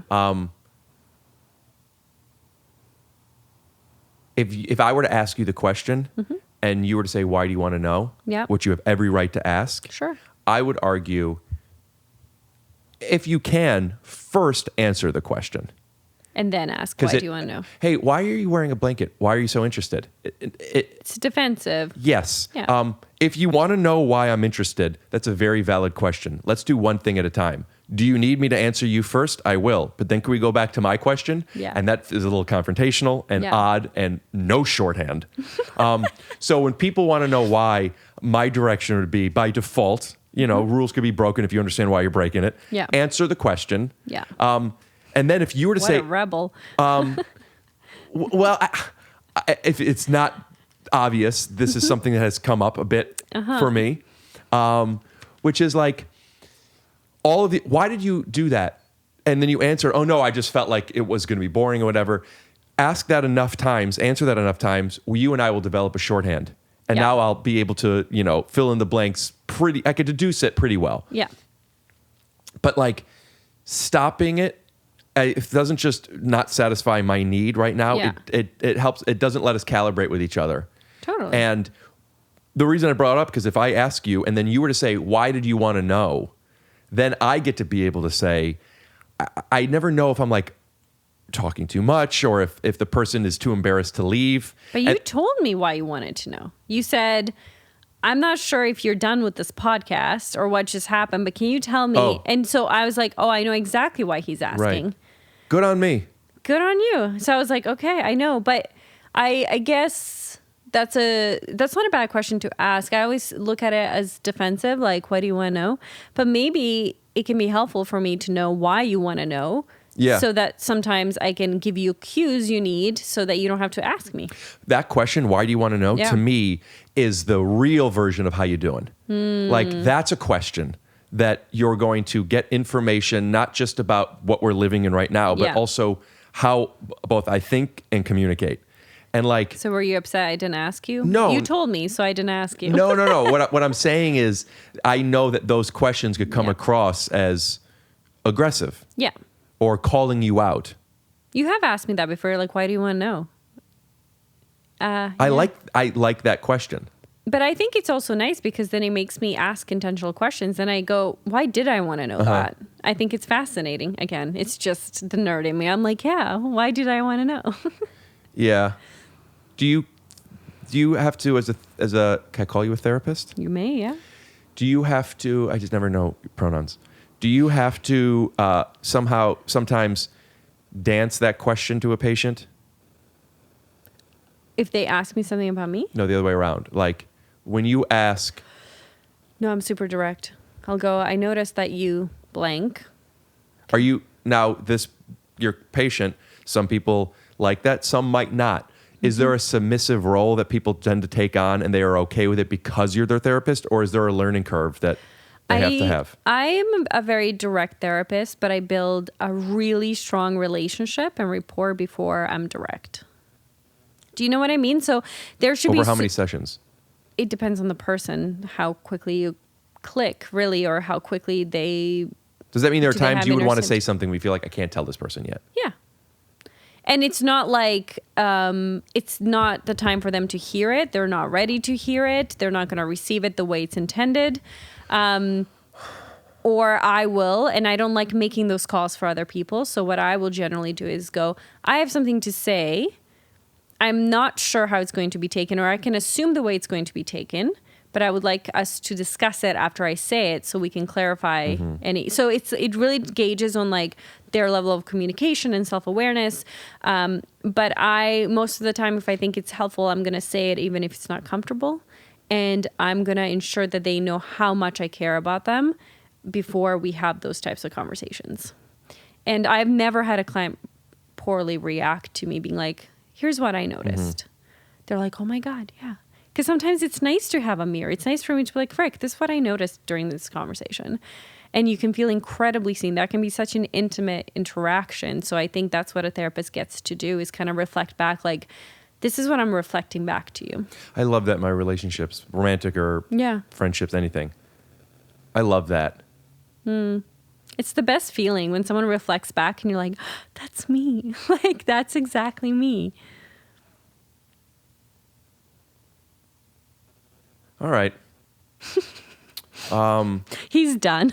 Well, no, I just I feel like you have to dismount at some point. But I also feel like I'm torn between a couple of things. One, I really enjoy talking with you, Thank but you. also Same. like I really like my therapist as well. So it's not like I feel like I want to. Also, such a interesting association happening to right like. now? Yeah. Well, like what I felt myself being like was, I don't think my therapist watches this podcast, and if so, I was only like, I don't want to talk to you anymore. But like, I really like your perspective, and more specifically, I'm very curious about it, and like. Also, things that I would want to talk with you about, which I would maybe be me taking advantage because I'm not paying you that money, would not be on here. My friends are also allowed to just talk to me. I had this conversation with my friend Jeff, the therapist, where because like he asked me if there was a friend of his is a fan of mine, and he was very uncomfortable asking me. Clip this. I want to ask if I could put this out. Asking me if would I make this person a video, and like I don't want to cross any boundaries. He said, and this is I'm like. I ask you, you're my therapist off the record. Like, what are you talking about? Yeah. No, but I have so many of my friends and they're all so lovely and they'll be like, I know you do this for a living. I don't want to like, and what they have to understand is, first of all, people I care about, I will help any way I can. So if I was doing any other job and I could come, like if I was a chef and you needed someone to make you food because you were sick, I would come over. I would be like, I do this for a living, right? So there isn't that. Now it depends. Like I also don't put on my therapist hat fully in terms of when I'm a friend, I will shoot you straight. I will give you advice. When you're a client, I'm going to let you decide on your own. When you're a friend, I'm like, this is what I think. Here's how I think you should handle. Why can't you tell your clients what you think? Because the power dynamic is uneven. Right. And they'll take what you think as the word of God. As the gospel. Right. And I will never do that because even if I think I'm right, it's not my place. They need to feel empowered. They need to make their own choices, their own decisions, their own mistakes. And all I can do is ask questions and prompt and guide. But when you're a friend, I'd be like, look, this is what I think you should do. But I just need my friends also to sometimes not take it too seriously because they're like, well, it's not, you know? And so I think with friends, I am just more stream of consciousness. When I'm with a client, I'm a trained professional. And so I think there is a difference in how I relate. My therapist also doesn't tell me, but I have said sometimes like, tell me. I know what you're I have clients who are like, what would you do in this situation? And they like want to know, you know? And sometimes I'll tell them, sometimes I won't. Sometimes I'll say, I would do this, but the difference between you and I is such and such. And so really try to, whenever a client can take something I say as the gospel, I sense it. And I'm very cautious and very like vocal about not letting them do that. Am I able to listen to this book before it comes out? Yes. Will you send it to me soon? I think I am about to do like pickups. So the last, like they just went through it and I have to I'm very excited to listen to it. Thank you. Especially now that I get to listen to it as opposed to read it. Because like reading is such. Again, I'm not talking about your book, just Yeah. books. I just find it to be a chore. Yeah. When I get a script, Well, I'll ask them. Sorry. I said yes, you can, and then I was like, that's not up to me, but I'll ask them to. whenever send you send it, Yeah. I just. Sorry, a script. I so- just so made a when- promise I couldn't keep. That's why I was like, wait. Reading is cool. a chore. Yeah. Yeah, when I get a script, it's like I'm gonna read it. I'm also glad that I'm in the show and how cool it is. But Yeah. I'll still, and I'll read it, and then I take so many breaks. It's just so hard. It's so hard to read. I love reading. I know people do. My mom reads Audiobooks, books. like I would every way day. rather read than listen to an audiobook. I think audiobooks are great, but like if I can just immerse myself and hear my own voice reading it, it's like Yeah, that's what I want to do. I want to immerse myself and hear your voice reading it. Perfect. Because when I'm reading it, I'm looking at the words and I'm thinking about it, remembering the stuff. Yeah. When I'm listening to it, I'm able to actually hear it. Anyway, thank you for coming over. thanks for having me. Congratulations So fun. on your book. Thank you. And maybe we'll do this again in New York. And I I hope so. would love to do. I would love to. I'm just pitching at this point. Yeah. I would love to have you on with with me and a friend. Oh, that'd be so I fun. wanted to do this with my buddy Jeff, and still might at some point. But like, because he knows me so well. Mm-hmm. But I would love to do it with a friend, where like, at any moment you could chime in with anything, or like we go to you. And it could be a little bit playful to where you could be more direct and comedically direct should you choose. And then you could even say, I'm just joking afterwards. But like, what does that mean? How cool would that be? That'd be so for a fun. podcast to always, I have different guests, but you're always there. And we could always, I mean, without- this is an idea. We should work on this. so there's a couple of things that you and I have talked about doing that And just have not done. Yeah, and I made a conscious choice. So once I almost brought something up, and I'm not saying anything specific, but I made a choice to like not say those things yet until we've started it, and maybe even until we're even more than starting it. But there's a few things that you and I have talked about doing that I do think about often, and you've told me like, hey, I don't want to bother you about that. I just it's hard to make stuff, especially when I'm already making stuff. I know. And I think we're both busy. I think we'll Yeah. do it once it becomes a priority, or once we, That's a choice, though, isn't it? yes. And once we find something that we're like, we really think this is, Well, the thing that I approached you that I wanted to do and then asked if you would help with, Yeah. I really want to. And the thing that we talked about doing together that you approached me with, Yeah. I also still really want to. I do think that there and is, now there's this third thing. which is similar to the thing that you approached me Yes, in a correct. way. Yeah. Even as a trial, as a tool, like when I'm in New York, I'll probably be doing a few podcasts. If it works out and you're up for it, we could at least try one. I would love to do a run where like we have a few where you're there. I am inviting you Thank to come you. on Let's do while it. I do it with my comedian friends. And like so fun. Okay. also potentially not even tell them, and just, and I mean until they get there, of course. Yeah, of course. But like just to be safe for both you and for me, we have a existential crisis therapist. Existential abyss therapist, and for you or for Only if me, you make me a t-shirt. in this house we therapize. Yeah. Sure, Existentially on the back. Just- sure. Okay. But thanks. also, no. I mean, we can, but we'll see. But we won't. Yeah, you Don't put it together. overcommit. I get it. Yeah. What a fun device I think that would be. That'd be really fun. Both for comedy, but also for like, and also, We talked about how comedy and therapy go well together. Mm-hmm. Well, existentialism and therapy and comedy definitely go well together. So I'm into it. would you also feel comfortable, especially if it's somebody like from New Girl, being able to interrupt and be like, I want to Yes. acknowledge something. Yeah, I'm hilarious. But would you be able to Yeah, interrupt? And what 100%. if I then say, not now, Sarah? I think depends on the mood. I'll tell you to. I won't listen, or Okay. I'll listen. What if I said, not now, Sarah?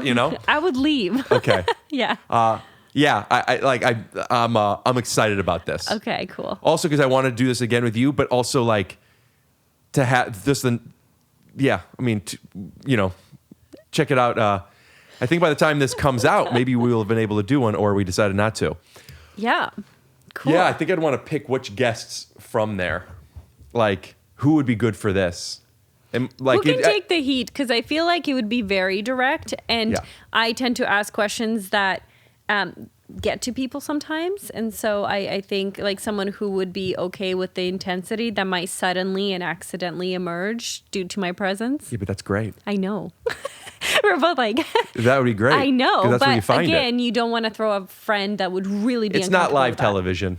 True. We could take it out, not post it, trim it down. We can all cry together and then, Yeah. Yeah. I also think it might be best, at least for the first one, if it's somebody that I know a bit. yeah, I think so too, for sure. But also that's a fun dynamic for someone I've never met before, which I have on this podcast all the time.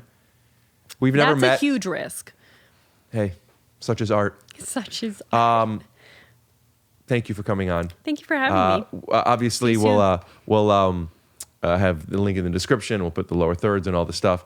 But the book is out now, and if I got the audiobook beforehand, Yeah. I would love to maybe even be able to do a little commercial, like, because at this point, Rick hasn't really read it, but also you probably heard earlier my review on the audiobook, and if I haven't gotten it and listened, take that part out. Is there anything else you want to plug? No. Nothing. Oh, I have Substack where I talk about, I actually just defined existential crisis. So I'm going to be using that platform as weekly newsletters to discuss like existential terms and concepts. I don't know Substack. It's just a newsletter platform, but it's kind of like a blog. It's really fun.